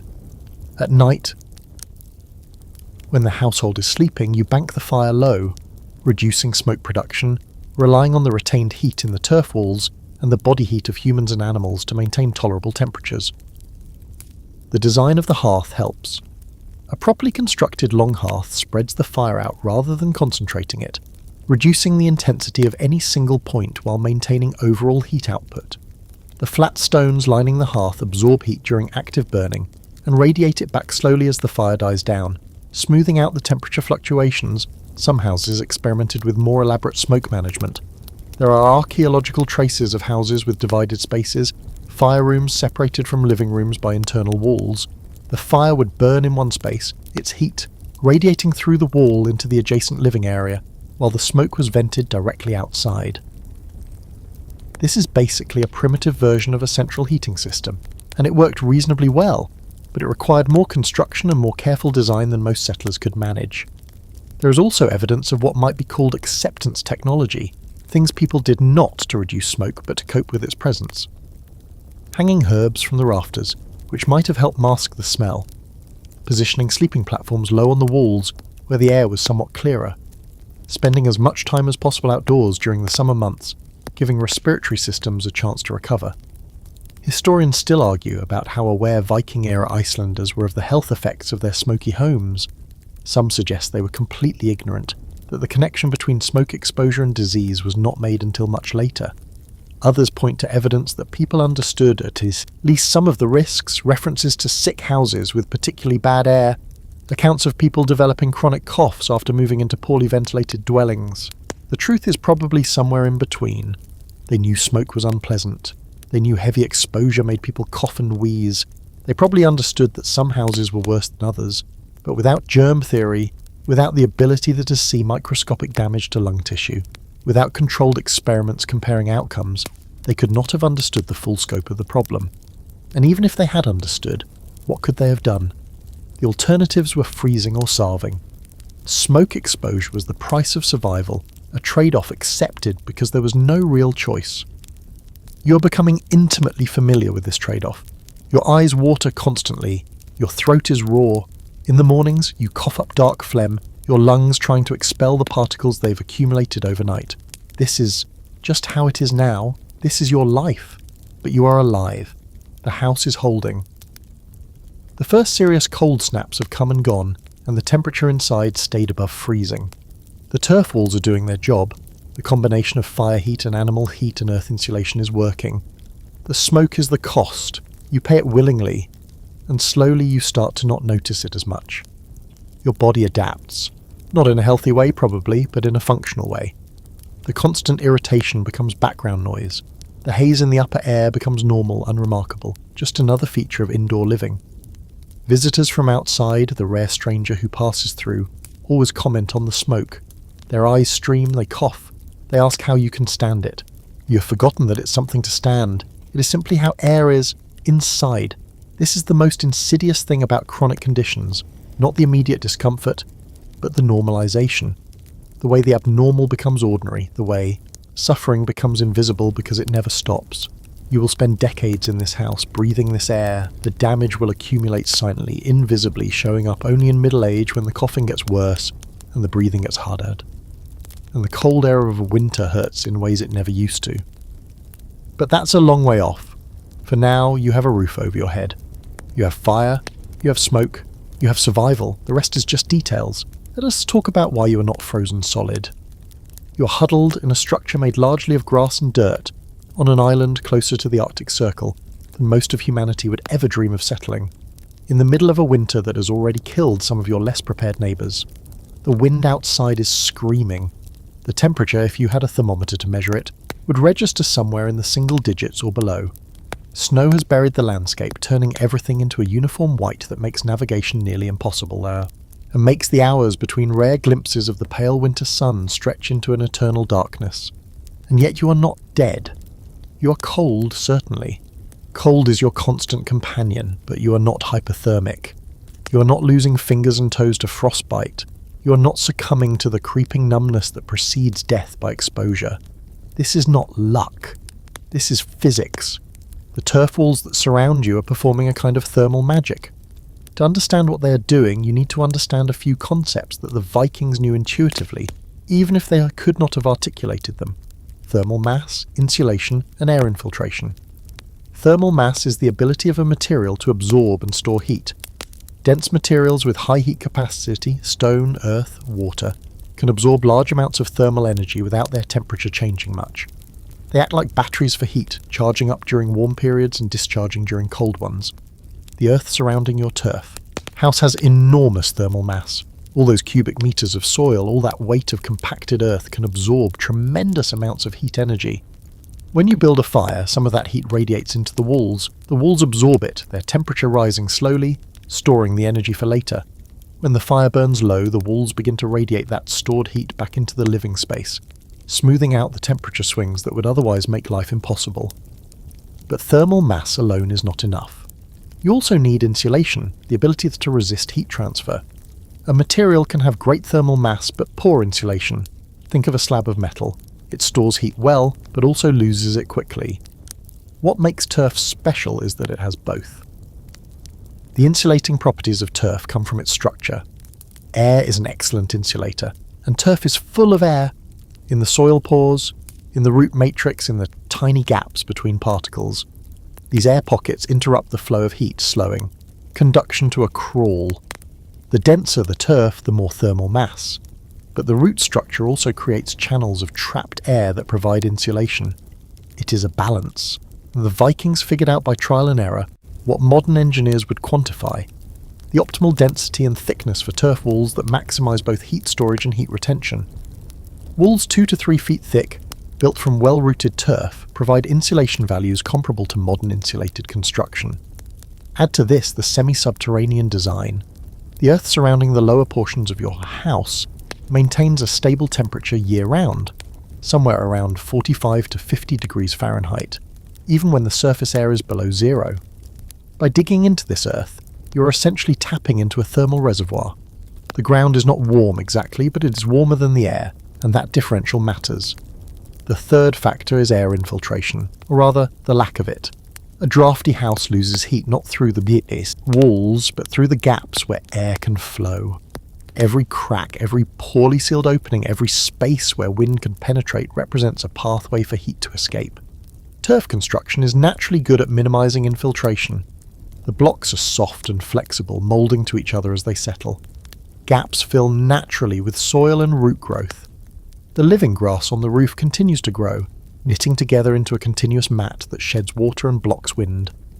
Unlike a wooden structure, which dries and shrinks and opens gaps over time, a turf structure actually seals itself better as it ages. There is a quirky bit of knowledge that modern engineers have rediscovered. Living roofs have superior thermal performance partly because of evapotranspiration. When grass grows on your roof, it releases water vapor into the air. This evaporative cooling is beneficial in summer, reducing heat gain. In winter, the grass goes dormant, but the insulating layer of dead vegetation remains, creating additional protection. Historians still argue about how much the Vikings understood these principles. Some scholars suggest they had an intuitive grasp of thermodynamics honed by generations of experience. Others argue that the designs evolved through pure trial and error, with successful innovations spreading and unsuccessful ones killing their creators. Either way, the result is a structure that works astonishingly well. Studies of reconstructed turf houses show that they can maintain interior temperatures 30 to 40 degrees warmer than exterior temperatures with relatively modest heating. A small fire burning continuously can keep a well-built turf house at livable temperatures through the worst of an Icelandic winter. And you are experiencing this firsthand. The fire crackles in the long hearth.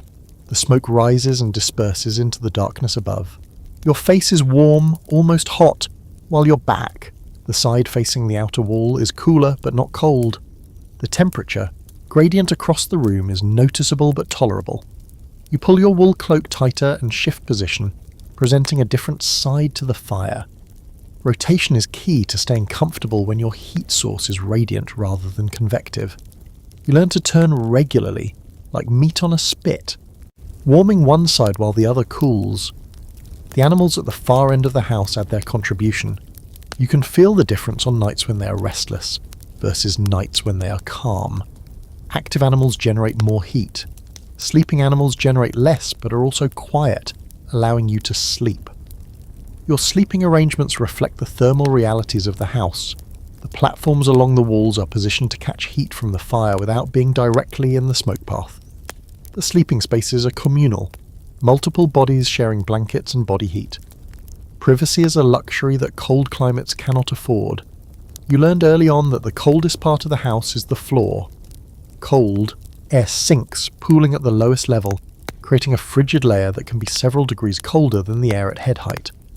The raised platforms are not just about creating storage space beneath them, they lift sleepers out of this cold pool into the warmer air above. The warmest spot is directly beside the fire, but that spot is also the smokiest and most likely to result in burns. The optimal position is a few feet back, close enough to catch radiant heat, far enough to avoid immediate danger. This prime real estate is allocated by social hierarchy. The house's master and mistress get the best spots, children and servants get the less desirable ones. As you settle in for another long winter night, you think about how strange your life has become. A year ago, you were in Norway, in a wooden house, in a landscape covered with forests. Now you live in a hole in the ground, surrounded by grass and dirt, sharing your space with livestock, breathing smoke, measuring wealth in driftwood and dried fish. But you are warm. Not comfortable, but warm enough. The turf walls that seemed so primitive when you started building them have proven themselves. The earth that resisted your shovel now embraces you, holds you, keeps you alive. Outside the wind howls, inside the fire crackles. The animals shift and breathe. Your family sleeps, their bodies warm against yours. You're going to make it through this winter. You close your eyes and let the darkness take you. There is another reason you built your house half underground and covered it with grass. A reason nobody talks about much, but everyone knows. It makes you invisible. Stand on a hilltop on the Icelandic coast and look inland.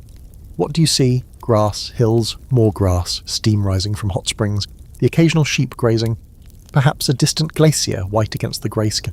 What you do not see, what you're not supposed to see, are the farmsteads. The houses blend so perfectly into the landscape that you could walk within 100 metres of one and miss it entirely. The grass-covered roofs look like natural hillocks. The earth walls merge seamlessly into the surrounding terrain. Only the thin thread of smoke rising from somewhere in the grass gives away the presence of human habitation, and even that disperses quickly in the constant Icelandic wind. This is not an accident. The Vikings were not stupid. They knew that a visible house was a vulnerable house. They had left Norway because of political violence. They had sailed through waters where pirates and raiders operated. They had arrived at an island that might attract hostile visitors at any time. The history of the Norse world was written in blood, in burned farms and stolen cattle, and in slave captives. Visibility meant vulnerability, so they disappeared.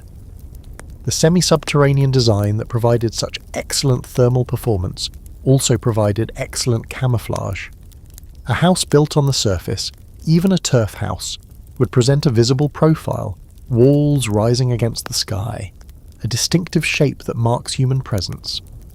But a house dug into a hillside, its roof continuous with the surrounding grass, presents no profile at all. It is not a house on the landscape, it is part of the landscape.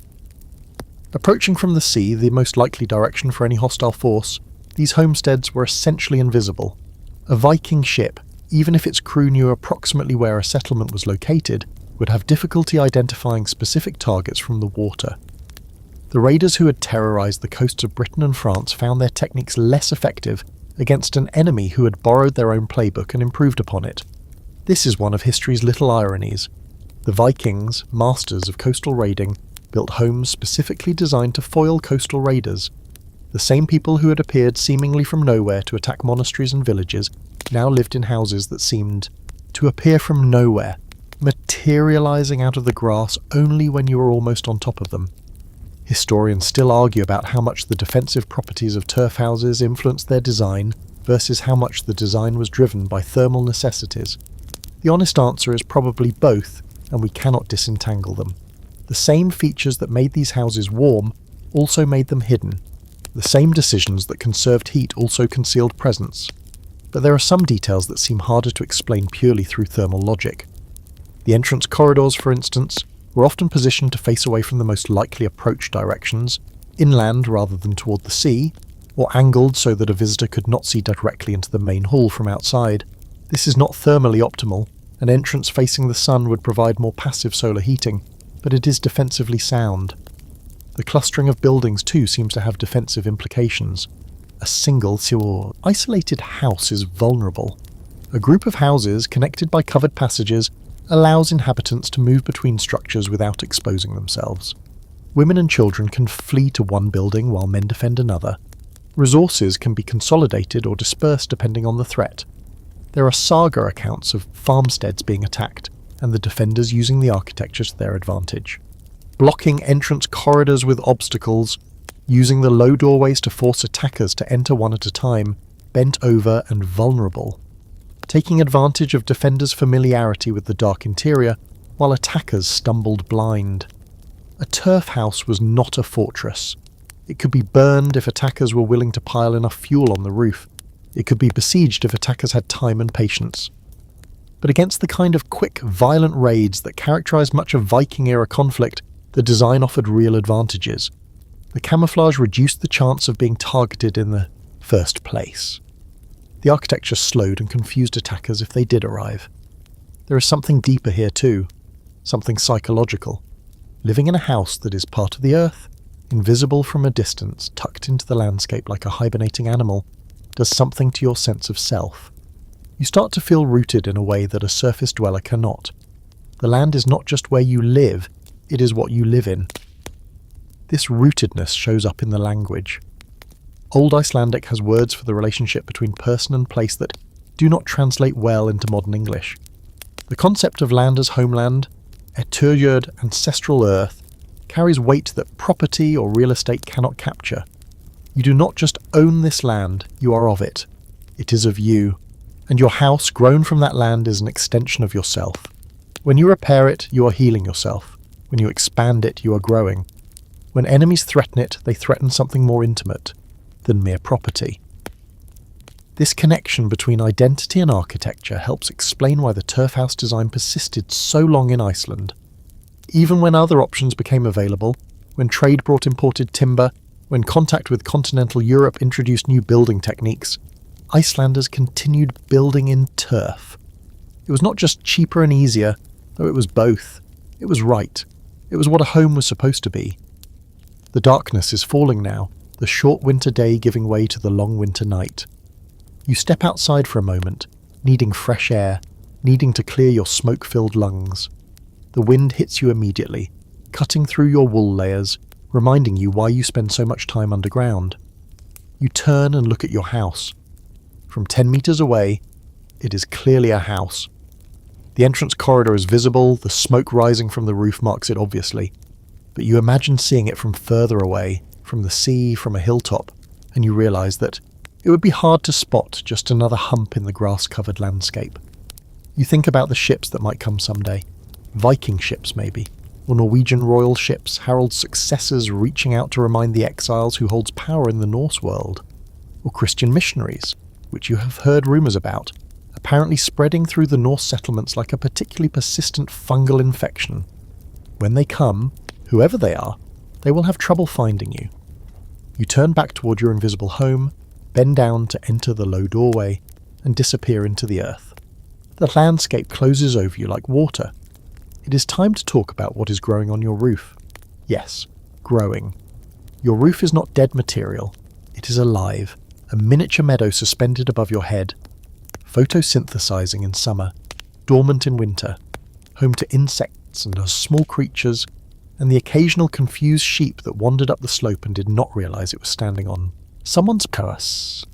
The living roof is one of the most distinctive features of Icelandic turf construction, and also one of the most challenging to get right. A roof that grows sounds poetic. A roof that leaks, sags, collapses, or catches fire is considerably less poetic and considerably more dead. The basic structure starts with a frame.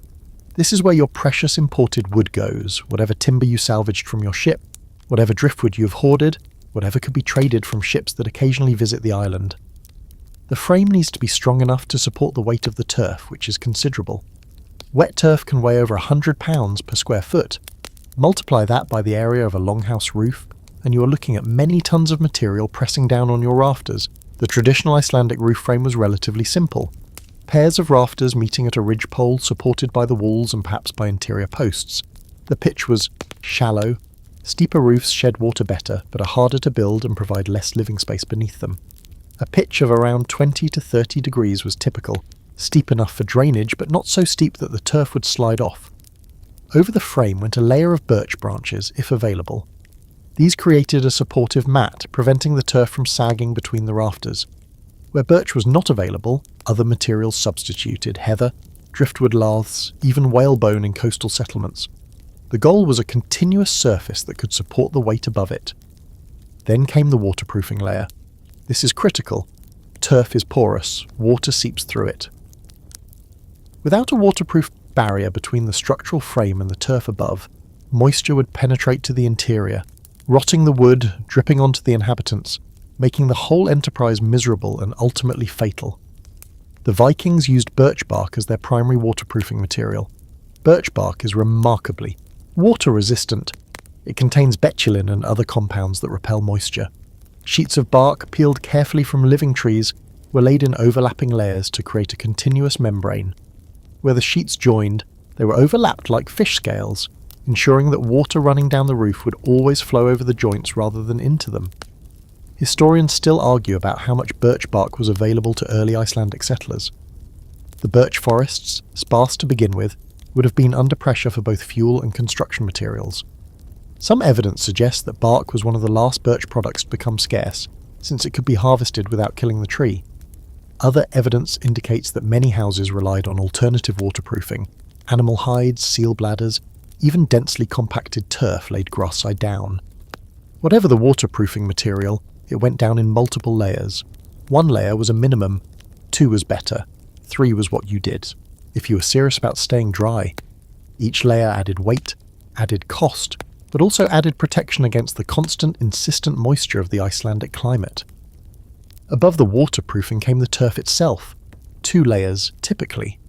The bottom layer was laid grass-side down, roots pointing up. This created a continuous mat of root material that would help bind the roof together. The top layer was laid grass-side up, presenting a living surface to the sky. As the roof settled, the 2 layers began to interweave. Roots from the upper layer grew down into the lower layer.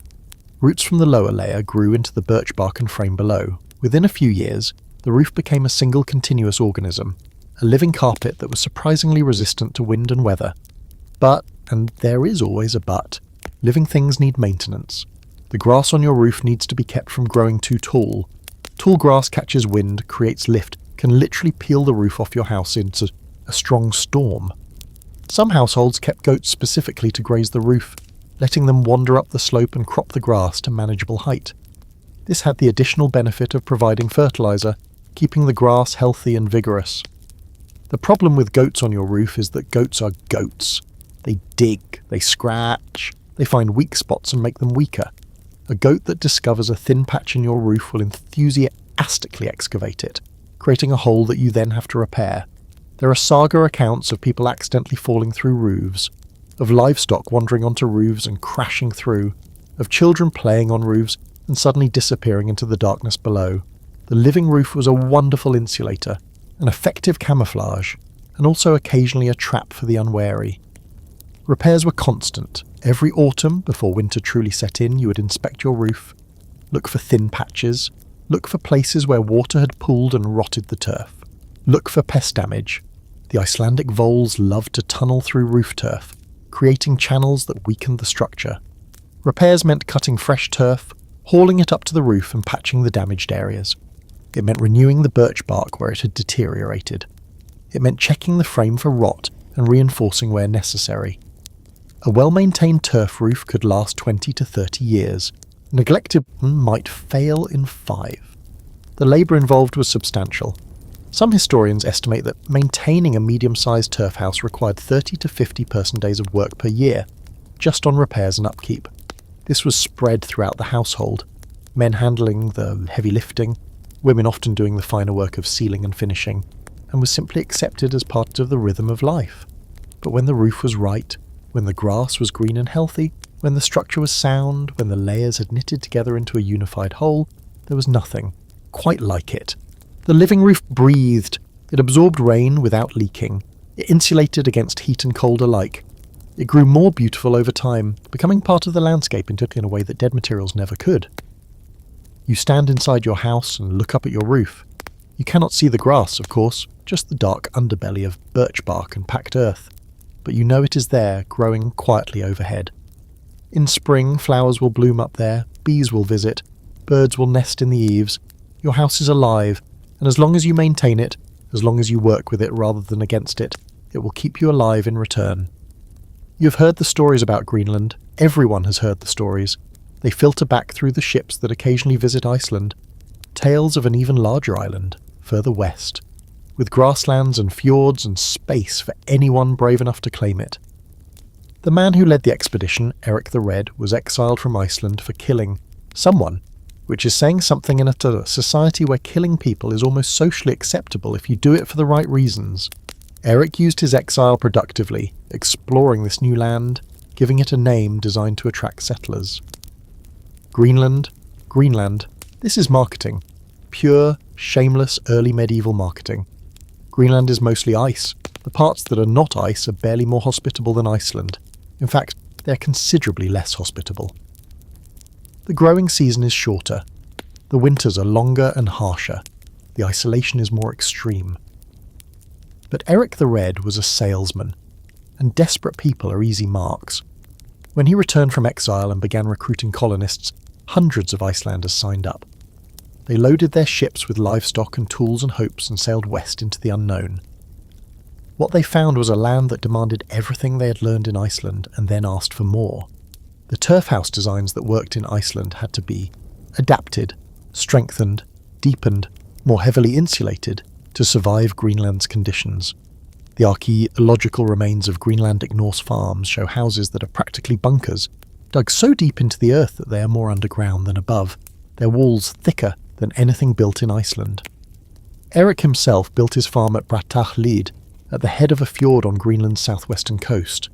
The remains, excavated by archaeologists in the 20th century, show a complex of buildings that represents the apex of Norse turf construction. The Great Hall was over 50 feet long, its walls of laminating turf and stone rising from foundations buried deep in the permafrost. The Greenlanders faced challenges that even Icelanders did not encounter. The permafrost, permanently frozen ground, made excavation difficult but also created opportunities. A house built into permafrost was essentially built into a giant refrigerator, the frozen earth maintaining stable, cold temperatures year-round. This was bad for human comfort, but excellent for food storage. The Greenlandic houses also show evidence of even more extreme human-animal integration than Icelandic homes. In Greenland, livestock warmth was not just useful, it was essential. Houses were designed to maximize heat transfer from animals to humans with minimal separation between the species. Historians still argue about how the Greenland settlers managed psychologically. The isolation was extreme, weeks of sailing from Iceland, months from Europe. The population was never large, probably never exceeding a few thousand. Everyone knew everyone. Marriage options were limited, the same faces year after year, with almost no variation. And then there was the darkness. Greenland is further north than most of Iceland, and the winter darkness is correspondingly deeper. For weeks around the solstice, the sun does not rise at all. The people lived in their turf houses in their smoke-filled darkness, waiting for the light to return, but they persisted. For nearly 500 years, the Norse Greenland colony survived. They raised cattle and sheep, they hunted seals and walrus, they traded luxury goods, walrus ivory, polar bear furs, narwhal tusks, with Europe. They built churches and accepted Christianity. They maintained contact with Iceland and Norway. And then, sometime in the 15th century, they vanished. The last written records of the Greenland Norse dates to a wedding in 1408. After that, silence. When ships finally returned to check on the colony decades later, they found empty farms, abandoned churches, no survivors. What happened is one of history's great mysteries. Climate change probably played a role. The medieval warm period was ending, temperatures were dropping, and Greenland was becoming less hospitable. The Black Death devastated Iceland and Norway.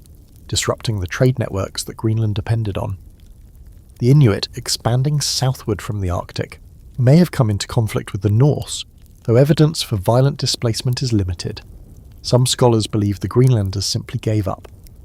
Unable to adapt to worsening conditions, unwilling or unable to adopt Inuit survival strategies, they abandoned their farms and tried to sail back to Iceland. Whether they made it, whether they perished at sea, whether they tried to make contact and were turned away, all of this is speculation. What remains are the turf houses, the ruins, the foundations dug into hillsides, the collapsed walls of turf and stone, the empty fire pits where flames once burned. The houses outlasted the people who built them, standing as monuments to ambition, adaptability, and ultimately failure. You think about this sometimes during the long winter nights. You think about the people who looked at Iceland and thought, I can do better, who pushed further into the unknown, who tested the limits of what turf construction and Norse determination could achieve. They found those limits. In the end, the world was simply too harsh, or they were too inflexible, or some combination of both. But for 500 years their turf houses kept them alive. That is not nothing.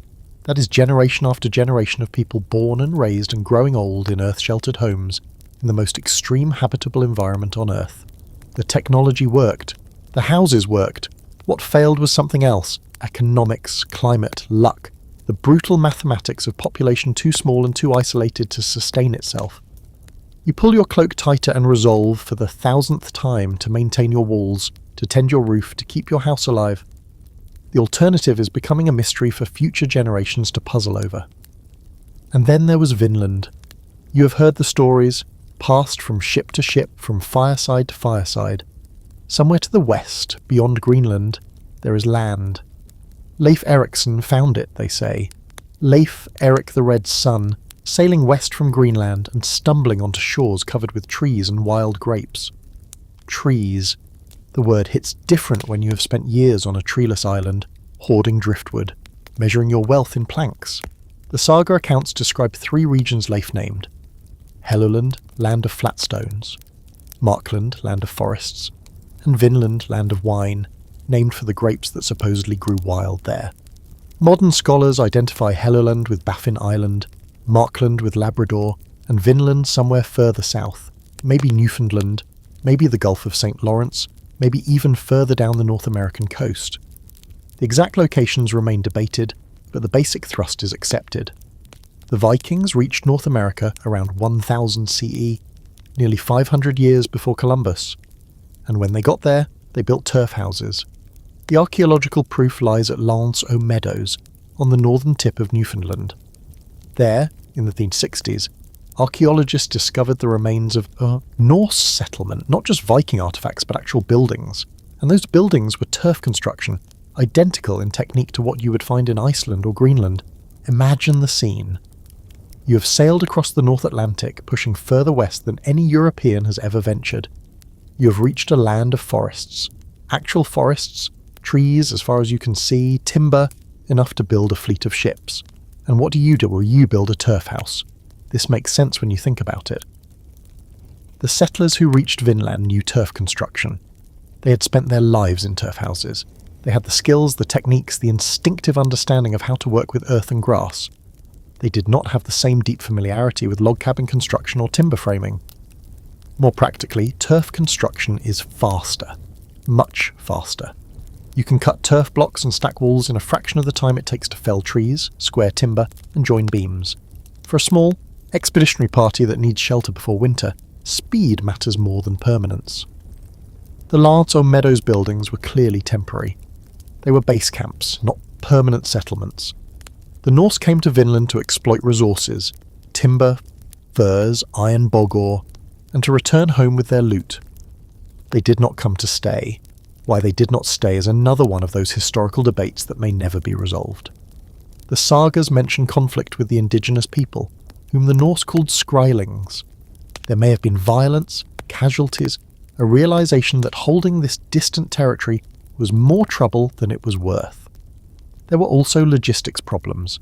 Vinland was desperately far from anything resembling Norse civilization. The voyage from Greenland was risky enough. From Iceland, it was even worse, maintaining regular contact, supplying a colony, sending reinforcements if needed. All of this would have been extraordinarily difficult. So the Vinland experiment ended. The Norse packed up and went home, leaving behind their turf houses to slowly collapse and be reclaimed by the land. For 1,000 years, the ruins are hidden, evidence of a European presence in America that was forgotten, dismissed, or simply not believed. When archaeologists finally confirmed the site in the 1960s, it rewrote history. But for our purposes, what matters is what the site reveals about turf construction. Even at the very edge of the known world, facing a completely unfamiliar environment, the Vikings fell back on what they knew. Turf construction was not just a building technique. It was a portable skill set, a way of transforming any grassy landscape into shelter. Whether in Iceland, Greenland, or Newfoundland, the basic principles held. Find turf, cut blocks, stack walls, dig in. Historians still argue about how well the Vinland turf houses worked. Newfoundland is considerably warmer than Iceland or Greenland, with milder winters and more rainfall. The thermal requirements were different. The drainage challenges were probably worse. The specific characteristics of North American turf were unknown to the builders, but they made it work, at least well enough to survive the time they spent there, well enough to gather resources and repair ships and wait out storms before sailing back to Greenland. The turf house at Lonzo Meadows was small, more like a workshop than a proper longhouse, but it shared the same DNA as the grand halls of Iceland, the sunken farmsteads of Greenland, even your own modest home on its Icelandic hillside. All of you, across 1,000 miles and wildly varying conditions, solved shelter the same way. Earth, grass, stone, fire, the materials change, the proportions adjust, the details evolve, but the core remains. You wake to the sound of women's voices singing. The song is old. You do not remember where you first heard it, or who taught it to you. It seems to have always existed, passed from mother to daughter through generations beyond counting. The melody is simple, almost monotonous, rising and falling like waves or like the rhythm of walking a great distance. The women are working at the loom. This is what winters are for in a turf house. The darkness outside makes outdoor work impossible. The cold makes it unbearable. But inside there is warmth and light enough for textile production. And textile production never stops because fabric wears out, because growing children need new clothes, because wool is one of Iceland's few export goods, because there is simply no end to the need for cloth. The women's domain in a turf house was defined by this work. The central living space with its loom and spinning equipment was where most domestic labour happened.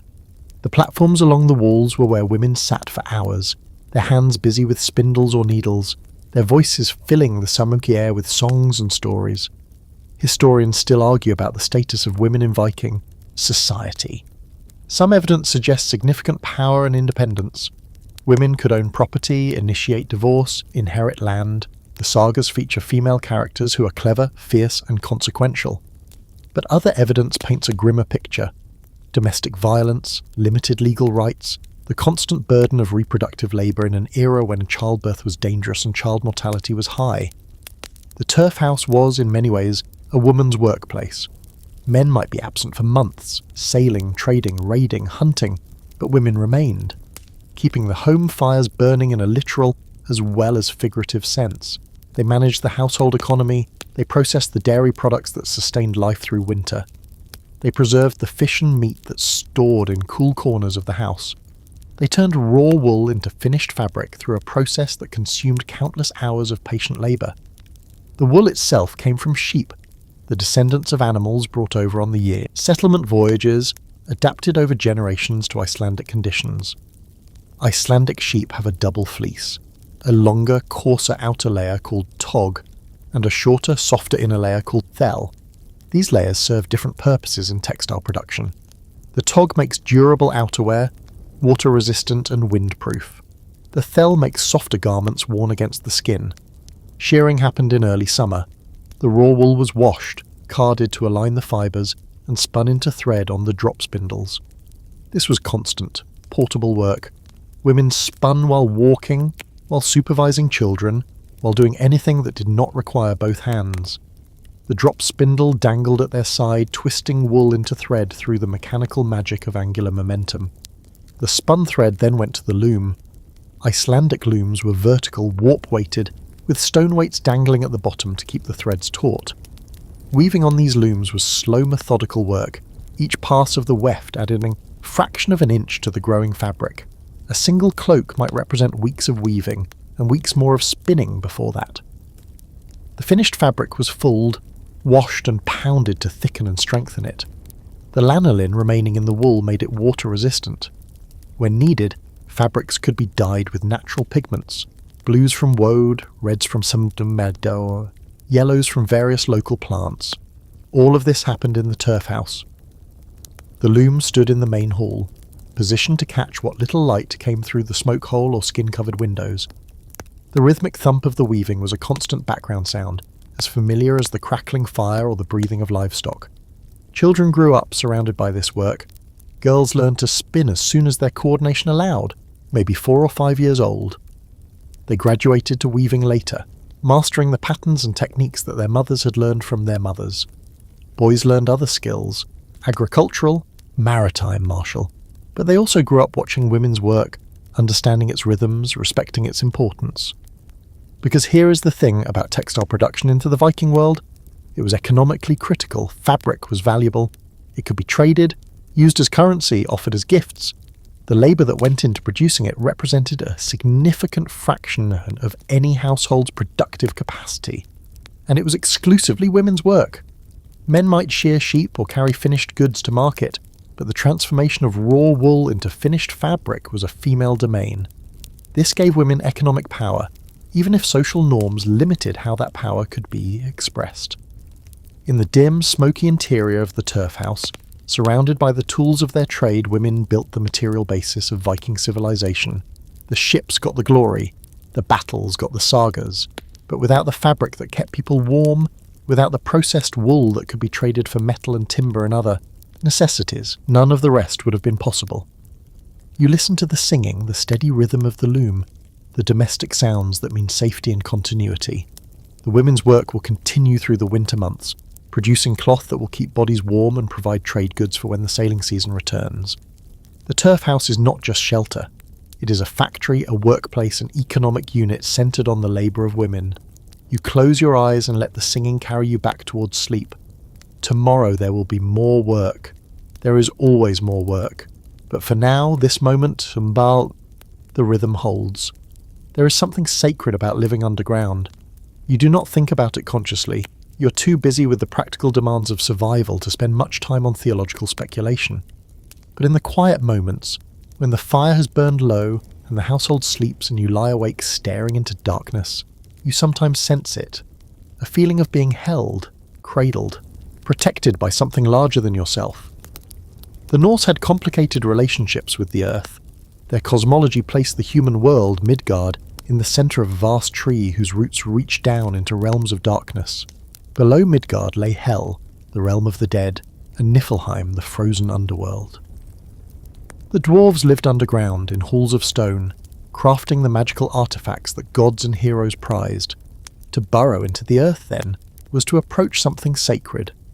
Not the bright, sky-dwelling sacred of Odin and Thor, but something older, darker, more primal, the sacred of roots and stones and the slow, patient work of decay and rebirth. Historians still argue about the religious significance of turf house architecture. Some scholars see clear symbolic connections, the house as womb, the entrance corridor as birth canal, the emergence into the smoky interior as a kind of daily resurrection. Others dismiss this as overinterpretation, pointing out that practical concerns can explain every feature without recourse to symbolism, but the two explanations are not mutually exclusive. Humans have a tendency to find meaning in their environment, to overlay practical structures with symbolic significance. The house that keeps you alive becomes the house that represents life. The fire that warms your body becomes the fire that represents the soul. There are strange traditions around turf houses that hint at deeper meanings. The high seat pillars, those sacred wooden posts that migrants brought from their Norwegian homes, these were often buried at the base, their lower ends sunk into the earth of the new land. Some scholars interpret this as a practical measure, ensuring stability. Others see a ritual of connection, literally rooting the household in its new home. The placement of the dead also suggests complex relationships between houses and earth. In the early settlement period, Before Christianity arrived and imposed its own burial customs, thus, Norse practiced varied mortuary rituals. Some dead were buried in mounds near the farm, some were interred beneath the floor of the house itself. Some were cremated, their ashes scattered or buried. Burying the dead beneath the house was not uncommon. Excavations of Icelandic turf houses have turned up burials within the structure itself, sometimes in doorways, sometimes beneath platforms, sometimes in seemingly random locations. These were usually infants or children, though adult burials occur too. Why bury the dead inside the house? The reasons were probably multiple. Keeping the deceased close, maintaining a connection to ancestors, perhaps even believing that the spirits of the dead provided some kind of protection or blessing to the living. The house became not just a shelter for the living, but a dwelling shared with the dead, a multi-generational structure spanning the boundary between worlds. This adds a layer of meaning to the semi-subterranean design. You are not just digging into the earth for practical reasons. You are creating a space that exists between worlds, above the realm of the dead but below the open sky, sheltered from the gods' gaze while remaining connected to them through the smoke that rises from your fire. The arrival of Christianity changed some of these practices. The church forbade burial in non-consecrated ground, moving the dead from house floors to churchyard cemeteries. The high seat pillars associated with pagan ritual fell out of favour. The explicit connections between house and cosmology were suppressed, but older beliefs have a way of persisting beneath the surface. Folk traditions recorded centuries later still spoke of house spirits, Vattir, that needed to be propitiated. Moving into a new house required rituals of acknowledgement, offerings of food or drink to whatever invisible entities might already be in residence.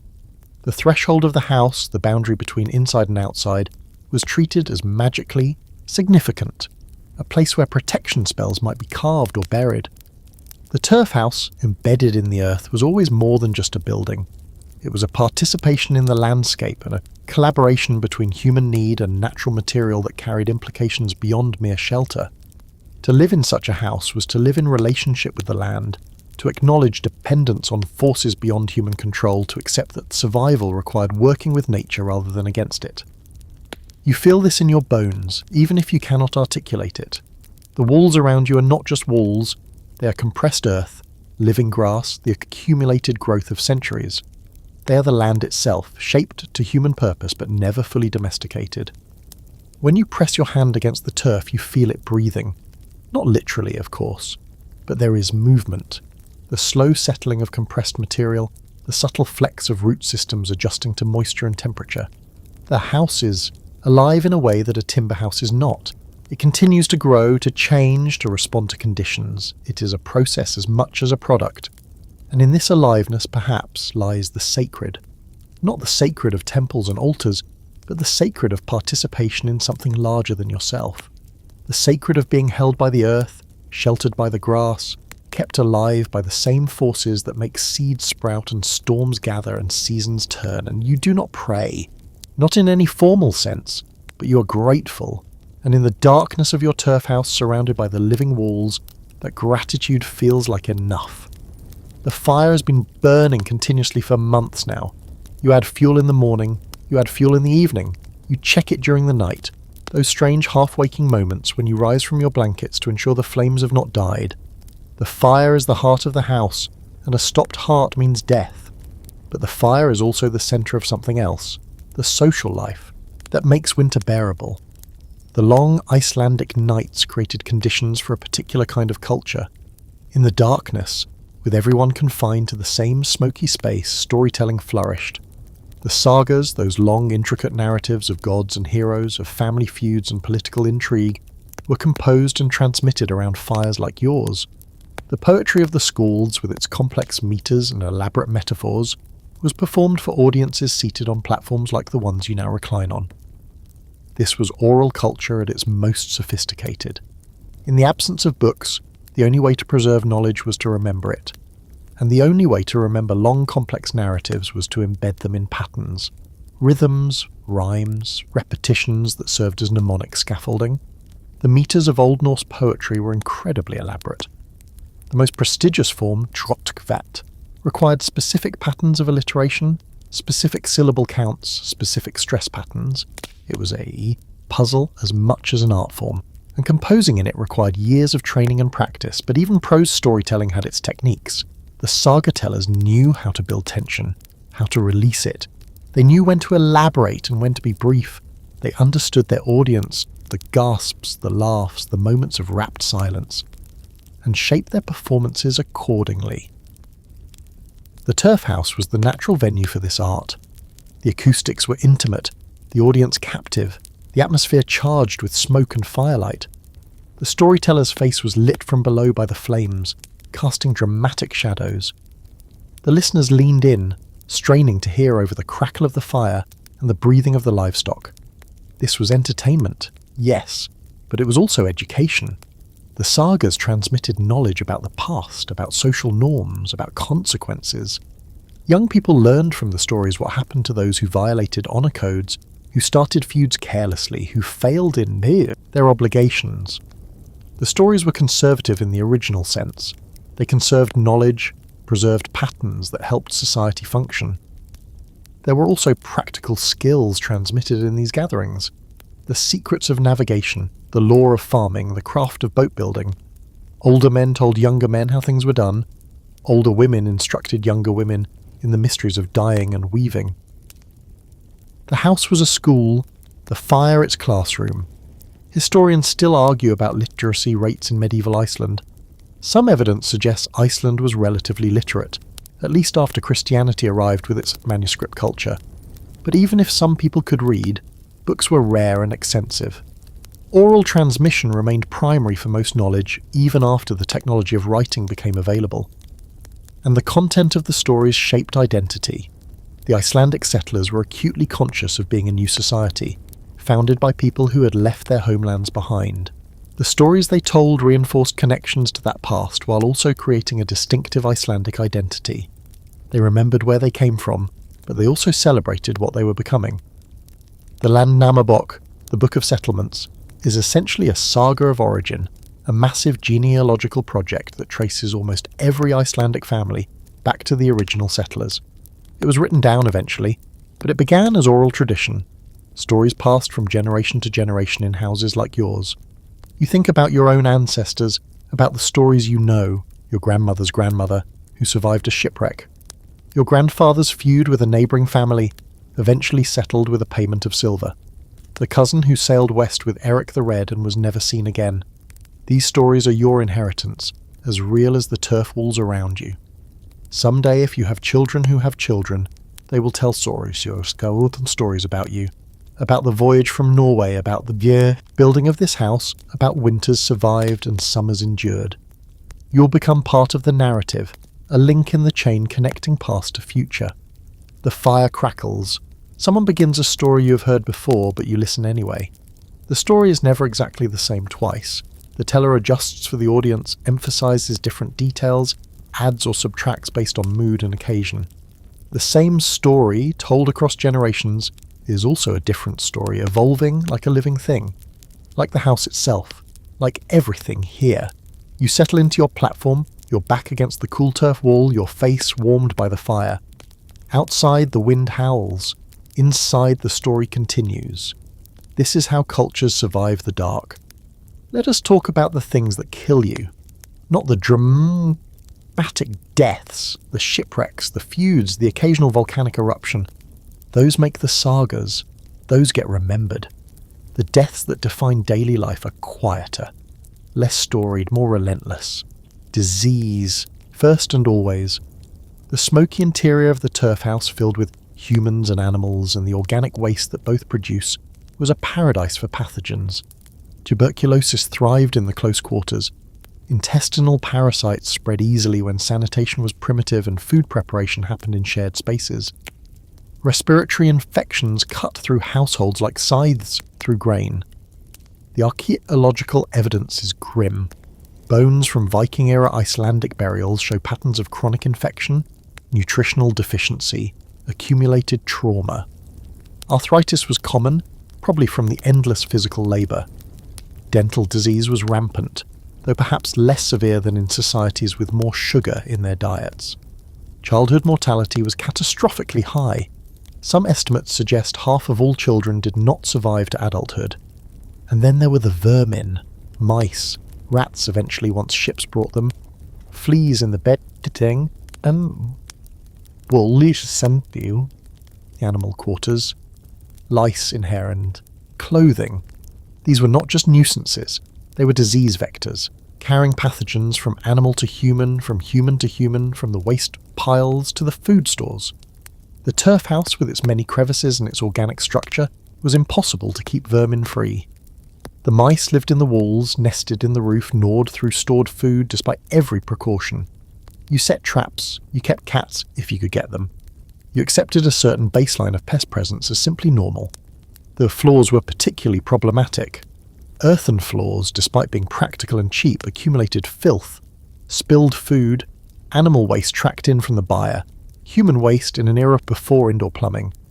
The floors were layered with rushes or straw which helped absorb some of the mess, but these too became repositories of organic matter, replaced periodically but never really cleaned. Historians still argue about how dirty turf houses actually were. Some suggest that the constant presence of smoke had a preservative sanitizing effect. Others point to the archaeological evidence of insect remains, parasite eggs, accumulated refuse, and conclude that conditions were genuinely appalling. The truth is probably that standards were different. What would horrify a modern person was simply normal life for a medieval Icelander. The smoke was everywhere, yes. The smell of animals was inescapable. The insects were constant companions. But this was the baseline, the only reality anyone knew. Complaining about it would have been like complaining about gravity. Winters were the worst. The long months of confinement with minimal ventilation, with everyone eating, sleeping and working in the same space, concentrated the problems. By spring, the air quality was atrocious. The first warm days, when people could finally throw open the doors and let fresh air circulate, must have felt like resurrection. The animals, though essential for warmth, contributed their own health hazards. Diseases jumped species, tuberculosis again, probably, and various other zoonotic infections. The close proximity meant that animal parasites became human parasites, that pathogens had short distances to travel, and food storage in the pre-refrigeration era was always a gamble. Meat was preserved through smoking, drying, fermenting in whey. Fish was dried until it was hard as wood. Dairy products were processed into forms that could last. Skyr, butter, cheese. But even with these techniques, spoilage happened. Eating spoiled food meant illness. Serious illness meant death. The winter months, when supplies were dwindling and replacement was impossible, were times of careful calculation. How much remained? How long until supplies could be refreshed? Could the household make it through? Or would someone have to be sent away to reduce the number of mouths? The stories of lean winters are harrowing. People eating their seed grain, dooming the next year's crop, people slaughtering, breeding stock, reducing their long-term survival prospects to avoid immediate starvation. People dying quietly in the darkness of turf houses, their bodies sometimes not discovered until spring. You've been lucky so far. Your first winters have been hard but not catastrophic. You have learned to manage supplies, to plan for contingencies, to keep reserves against the unexpected. But you know how thin the margin is. One bad season, one failed harvest, one epidemic sweeping through the livestock and everything changes. The turf house keeps you warm. It does not keep you safe. Safety is an illusion here, a comfort for people in gentler climates. You survive each winter. You hope to survive the next. That is all anyone can do. The roof is leaking again. You noticed it yesterday, a dark stain spreading across the turf above your sleeping platform, a slow drip that will become a constant trickle if you do not address it. The birch bark waterproofing has failed somewhere, or the turf has compacted unevenly, or something has disturbed the living surface. A grazing animal, perhaps, or just the accumulated wear of another Icelandic winter. This is not unusual. This is not even unexpected. This is simply what life in a turf house entails. The maintenance of these structures was never finished. From the day you laid the first foundation stone to the day you finally abandoned the building, and turf houses were always eventually abandoned, replaced, rebuilt, there was always something that needed attention. The roof was the most demanding. The living surface required constant management, trimming the grass, patching bare spots, ensuring drainage channels remained clear. The waterproofing layer beneath deteriorated over time, especially at joints and seams.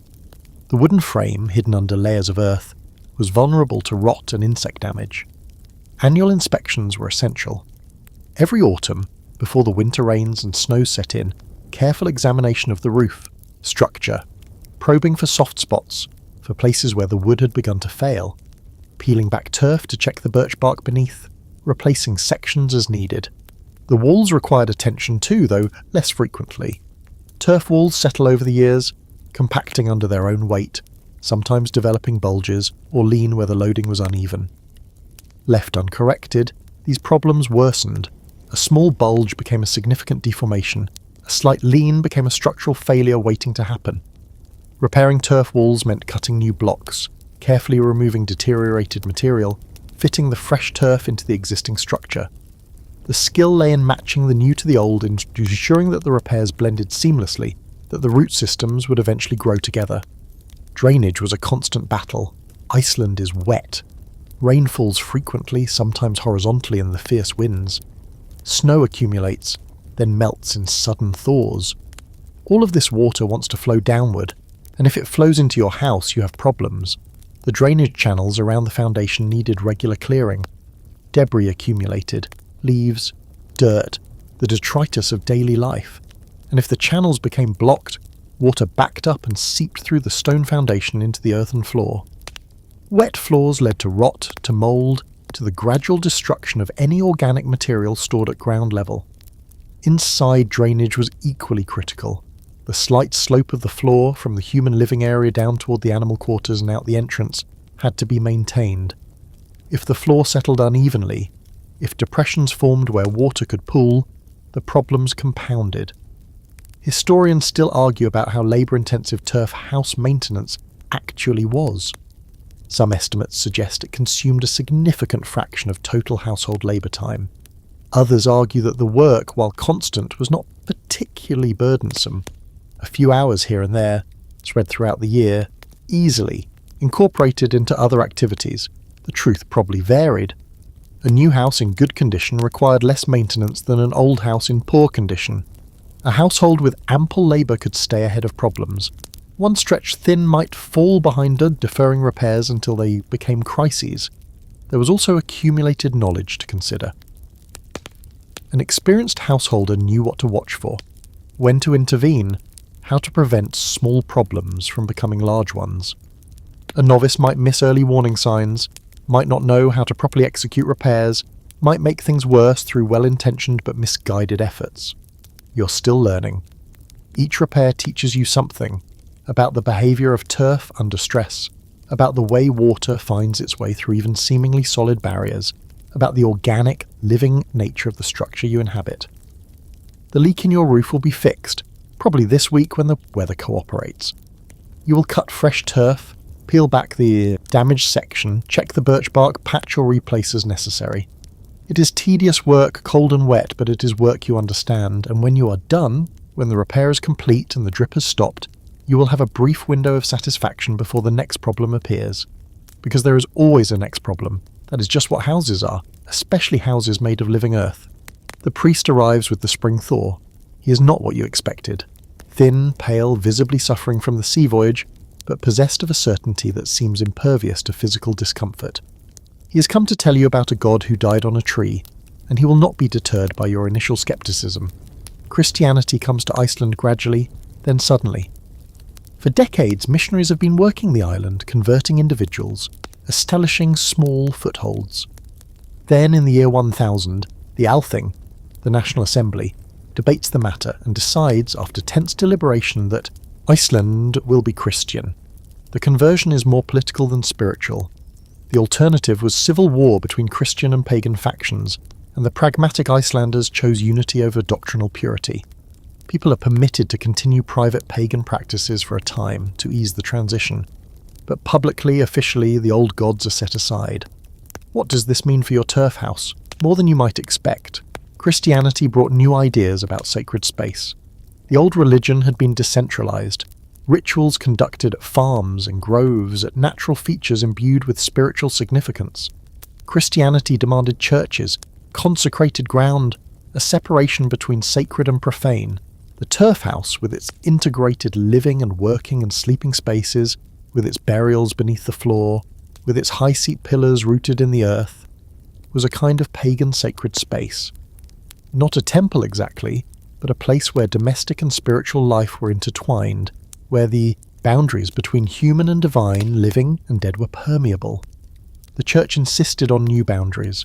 The dead must be buried in consecrated ground, in churchyards, not under kitchen floors. Rituals must happen in designated spaces, with designated officials. The home was desacralized, rendered merely domestic, while the spiritual was concentrated in specific authorized locations. This was never complete, of course. Folk beliefs persisted. People continued to leave offerings for house spirits, to observe rituals around thresholds and hearths. The church railed against these practices, but they proved stubbornly resilient. Historians still argue about how thoroughly Christian Iceland actually became in the early conversion period. Some evidence suggests superficial acceptance. People adopted the new prayers, the new festivals, the new iconography, while maintaining older beliefs beneath the surface. Other evidence points to genuine spiritual transformation, at least for some individuals. The architecture adapted. Churches were built, initially small and simple, using the same turf construction techniques as houses.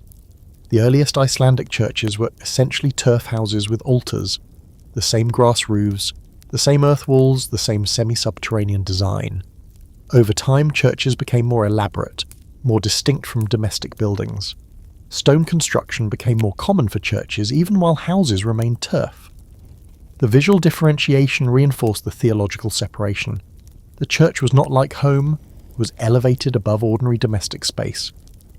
But the turf house itself changed more subtly. The high-seat pillars, with their pagan associations, gradually disappeared. The practice of domestic burial ended. The specific rituals around hearth and threshold evolved, lost some of their overt spiritual character while retaining traces of older meanings. The conversion also brought literacy. The church valued written texts, scriptures, laws, contracts. Iceland developed a manuscript culture that would eventually produce the great written sagas, but ironically, that manuscript culture also preserved much of what the church was trying to suppress. The sagas, written down by Christian monks, recorded pagan beliefs and practices in detail that would otherwise have been lost. You listen to the priest, his Latin and his stories of a distant Holy Land. You nod in appropriate places. You will accept baptism because that is what is done now. Because refusing means becoming an outsider in your own community. But alone in your turf house in the darkness, you still feel the presence of older things. The earth around you is the same earth your ancestors knew. The fire in the hearth burns with the same hunger it has always had. The spirits of the land, if they exist, did not depart simply because a vote was taken at the Althing. The house holds you, as it always has.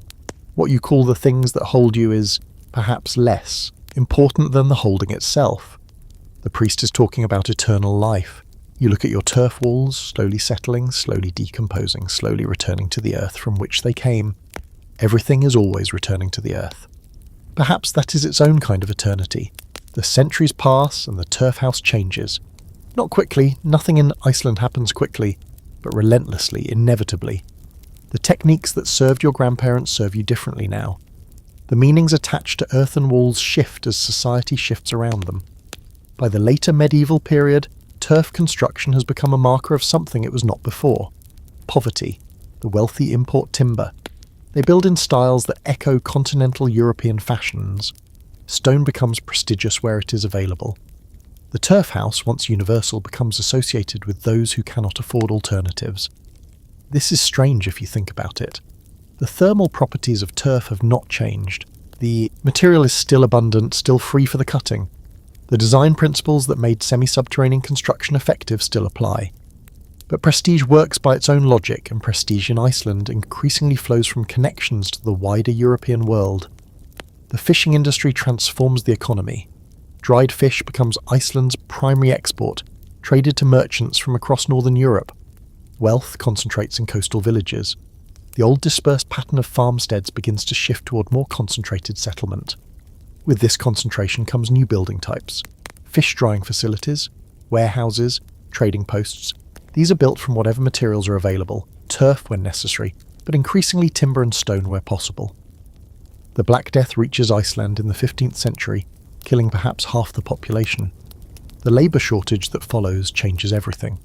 Farms are abandoned, skills are lost as the people who possess them die without passing them on. The meticulous maintenance that turf houses require becomes harder to sustain. Historians still argue about how much the plague transformed Icelandic society. Some see it as a fundamental rupture, ending the old world and beginning something new. Others argue that the changes were gradual, that the plague accelerated trends already underway. What is clear is that the post-plague world was different. The population that eventually recovered was smaller, more concentrated, more integrated into European trade networks. The isolation that had characterized the settlement period was giving way to connection. And connection brought comparison. Icelanders who travelled to Norway, to Denmark, to England, saw how other people lived. They saw timber houses with proper chimneys. They saw glass windows. They saw furniture and decoration that seemed impossibly luxurious compared to the spare functionality of turf house interiors. The returning travellers brought expectations. They brought dissatisfaction with what had seemed perfectly adequate before. They brought shame. This shame attached itself to turf construction. The houses that had kept ancestors alive through brutal winters became embarrassments. Travellers' accounts from the 16th and 17th centuries describe Icelandic turf houses with a mixture of fascination and horror. The darkness, the smoke, the intimate cohabitation with animals. The Icelanders themselves internalise some of this perspective. Literary references to turf houses become less celebratory, more apologetic. The design innovations that had made these structures so effective are forgotten or dismissed. People continue building in turf because they have no choice, not because they are proud of the tradition. This is the tragedy of cultural shame. The accumulated wisdom of centuries, the solutions that brilliant, desperate people develop to survive impossible conditions, become something to hide rather than celebrate. The knowledge degrades as transmission falters. Skills that should have been passed down are lost because no one wants to be associated with backward, primitive construction. Not that turf construction ever completely disappeared. Even in the 19th and 20th centuries, even as concrete and corrugated metal became available, some Icelanders continued building in turf. Some from necessity, they could not afford alternatives. Some from choice, a stubborn attachment to traditional methods.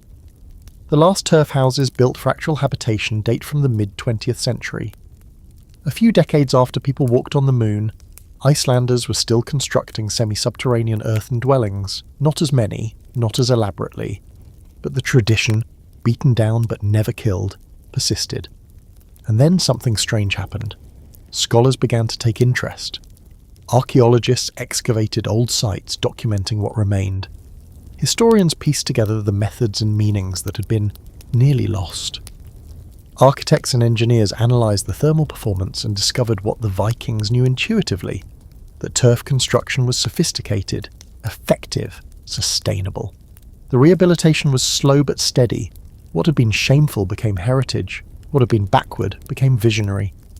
The turf house, after centuries of declining status, began its ascent back to respectability. You would not have predicted this all those centuries ago. You just built what worked, with what you had, to survive conditions that wanted you dead. But the wisdom in those walls persisted, waiting to be rediscovered. The archaeologist kneels in your house, not your house anymore. You have been dead for 1,000 years, but the walls you built, the floors you walked, the fire pit where you burned driftwood through long winter nights, these remain, buried under centuries of accumulated soil, waiting to tell their stories. Archaeological excavation of turf houses is painstaking work. The organic materials that make up the structure, turf, wood, bone, textile, are fragile. The stratigraphy is complex, layers of occupation alternating with layers of collapse and rebuilding. What looks like a single house might represent centuries of continuous habitation, each generation modifying what the previous generation built. The tools are delicate: trowels, brushes, dental picks. The work proceeds centimetre by centimetre, each layer documented before it is removed, photographed, measured, analysed. What seems like empty dirt contains information. Microscopic remains of pollen that reveal what plants grew nearby, insect fragments that indicate storage conditions, chemical signatures, that map where different activities occurred. Historians still argue about how to interpret what excavations reveal. Physical evidence is fragmentary, ambiguous, open to multiple readings. A burned layer might indicate a catastrophic fire, or a deliberate demolition. A burial might be honoured an ancestor or executed criminal. The artefacts do not explain themselves. They require interpretation, and interpretation is always shaped by the interpreter. But some findings are less ambiguous. The basic layout of turf houses, consistent across sites and centuries. The placement of hearths, platforms, animal quarters. The evidence of ongoing repair and renovation. Layers of patched turf, replaced beams, modified floor plans. What emerges from this archaeology is a picture of sophisticated adaptation. People who understood their environment intimately, who developed solutions that balanced competing demands, who maintained buildings through conditions that would destroy lesser structures. The preservation of turf houses is challenging. The organic materials that constitute them continue to decay, even underground.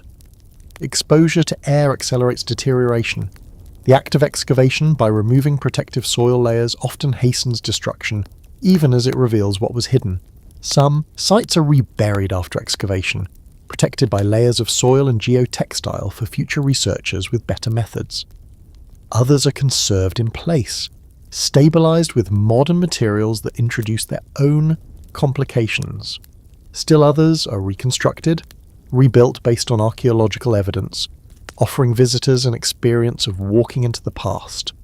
The reconstructions are controversial. How accurate can they be? Every choice, the specific turf used, the way blocks are stacked, the treatment of surfaces, represents an interpretation. The results are convincing enough to be educational, but they are not the real thing. They are modern creations inspired by ancient originals, and yet the reconstructions serve purposes that surviving original structures cannot. They can be entered, experienced, smelled. The smoke of an actual fire fills the space. The darkness is authentic darkness, not museum lighting. Visitors can feel in their bodies what it meant to live in such a space. The sensory experience of entering a reconstructed turf house stays with people. The initial darkness, overwhelming after outdoor brightness. The smell of earth and smoke and grass. The close, intimate scale of the interior. The way sound behaves differently. Absorbed by soft walls rather than reflected by hard surfaces. This is knowledge that cannot be transmitted through text or images. It must be embodied, experienced, felt. The reconstructions make this possible, imperfectly but vitally. You built a house to survive.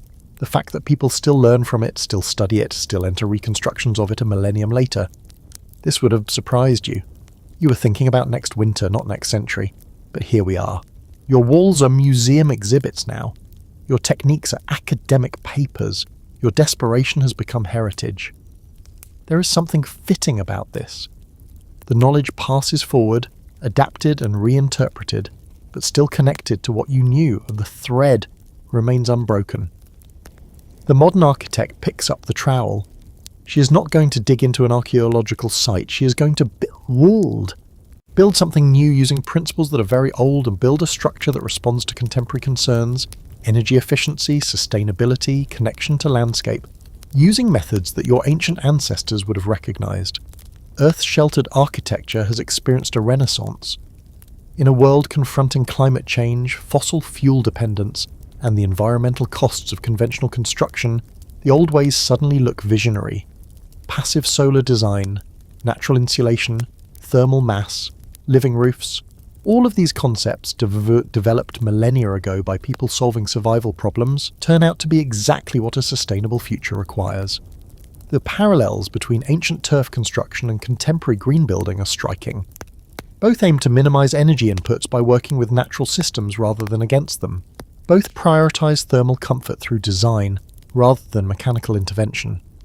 Both integrate buildings into landscapes, blurring the boundary between human construction and natural environment. Of course, modern earth-sheltered buildings incorporate technologies that would have seemed magical to an Icelandic settler. Precise moisture barriers, engineered drainage systems, insulated glazing that admits light while blocking heat loss, mechanical ventilation that ensures air quality without sacrificing thermal performance. The smoke problem, in particular, has been solved. You no longer have to choose between breathing and warmth. Modern wood stoves with proper flues burn clean and efficient. Heat recovery ventilators exchange stale interior air for fresh exterior air, while capturing most of the thermal energy. Historians still argue about whether calling modern earth-sheltered construction a continuation of ancient turf building is accurate or appropriation. Some see a genuine lineage, a tradition adapted to new conditions. Others point out that the modern versions are so transformed as to be something entirely different, inspired by ancient forms but not continuous with them. The semantic debate matters less than the practical reality. The principles work. Buildings that use earth for thermal mass and insulation, that employ living roofs, that burrow into hillsides, these perform exceptionally well by contemporary measures. Low energy consumption, stable interior temperatures, minimal environmental impact. The aesthetic dimension has also shifted.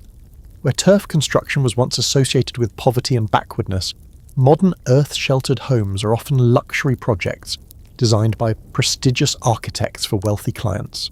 The same essential approach, building into the land, using earth as construction material, carries opposite class connotations. There is irony here. The Viking settler who built a turf house because timber was unavailable and survival was at stake now has architectural descendants who build underground homes as statements of ecological consciousness and design sophistication. The motivation has inverted, but the form persists. Iceland itself has embraced this heritage. Turf houses, once demolished as embarrassments, are now protected as cultural landmarks. Tourism includes visits to preserved or reconstructed sites. The knowledge of traditional construction, nearly lost, is being deliberately transmitted to new generations. And in architecture schools, students study vernacular building traditions alongside modernist icons.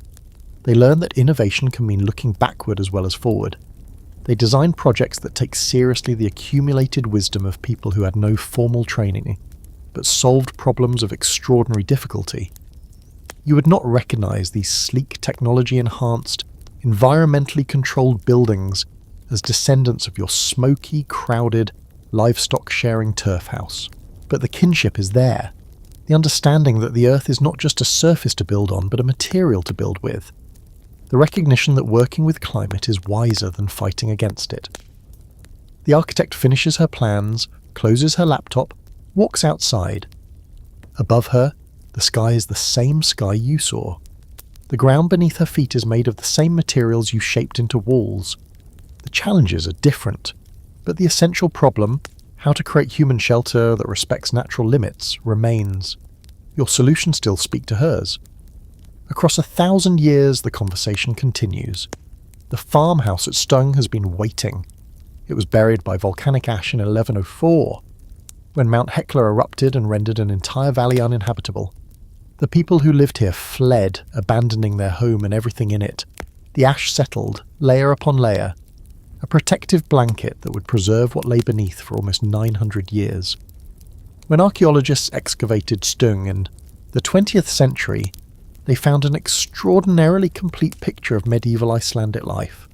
The turf walls had survived, their outlines clear beneath the volcanic overburden. The floor plan was intact, the main hall, the fire pit, the platforms along the walls. Even organic materials, usually the first to decay, had been protected by the ash.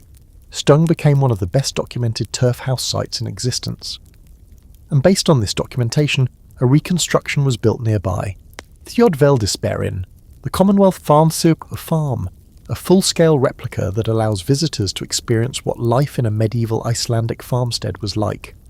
Similar preserved and reconstructed turf houses dot the Icelandic landscape. At Glaumber in northern Iceland, a cluster of 19th century turf buildings survives, maintained as a museum. The architecture is later, more evolved, but still recognisably descended from the same tradition you practised. In Norway, at places like Lofoten, reconstructed Viking-era longhouses demonstrate the Scandinavian roots of turf construction. These are not identical to Icelandic versions. They have more access to timber, different proportions, regional variations, but the family resemblance is clear. Even at Lans o Meadows in Newfoundland, the Viking site includes reconstructed turf buildings. Visitors can enter the same kind of structure that sheltered the Vinland explorers, feel the same darkness, smell the same earthy dampness. Historians still argue about the accuracy of these reconstructions. Every choice involves interpretation: what species of grass to use, how thick to make the walls, what style of furniture to include. The reconstructions are educated guesses, not photographic reproduction, but they serve a purpose that written descriptions cannot. They make the past tangible. They allow people to stand in a space, to look around, to feel the scale and atmosphere. They transform abstract historical knowledge into embodied experience. The experience is almost always the same. Visitors enter expecting something primitive and emerge with new respect. The spaces are warm, protective, surprisingly comfortable. The design makes sense in ways that are not immediately obvious, but become clear once you are inside. This is the real test of the turf house tradition. Not whether it meets modern building codes or suits contemporary tastes, but whether the solutions still work, still make sense, still solve the fundamental problems they were designed to address. And they do. The thermal performance, integration with landscape, the efficient use of available materials. All of these remain sound, still relevant, still instructive. You built your house to survive one winter. You did not imagine that 1,000 years later, people would travel from around the world to experience what you created, to understand how you lived, to carry forward the knowledge you developed. The farmhouse at Stung waited, buried under ash, preserved by catastrophe. Now it speaks again through the reconstruction that stands nearby, through the visitors who walk through its recreated spaces, through the continuing scholarship that analyses what the excavations revealed. Your voice, across a millennium, still tells its story. The wind is dying now. You have been travelling a long time tonight, across oceans and centuries, from Norwegian fjords to Icelandic hillsides, from settlement voyages to archaeological excavations. You have cut turf and built walls and survived winters that would kill most modern people. You have experienced smoke and darkness and the intimate presence of livestock. You have seen traditions rise and fall and rise again. Now, as the night deepens, as your eyes grow heavy, as the last threads of wakefulness begin to fray, you settle into your platform. Pull your wool blankets close and let the darkness gather around you like a familiar friend. The turf walls hold you. They have held your family for years now, held your ancestors for generations before that. The weight of earth above and around creates a silence that the outside world cannot penetrate. The wind that howled all winter, that drove snow horizontally across the landscape, that killed those who were not adequately sheltered, that wind is muffled here, reduced to a distant whisper. The fire has burned low. A few coals glow in the ash. Red and orange and the deep purple that comes just before ember becomes extinguished carbon. You do not rise to add fuel. Tonight the house has warmth enough. The thermal mass of the walls radiates what the day's fire stored. The animals breathe in their section, each exhalation adding to the collective warmth. Your breathing slows. Your muscles, tired from the endless work that survival demands, begin to release their tension. The darkness is complete now. No glimmer from the smoke hole, no flicker from dying flames. Just pure, absolute, embracing dark. Somewhere in the stories your grandmother told, there were worlds beneath the earth. Realms of dwarves and dead, of treasures and terrors. To live in a turf house was to occupy that boundary, to hover between the surface world of light and the buried world of mystery.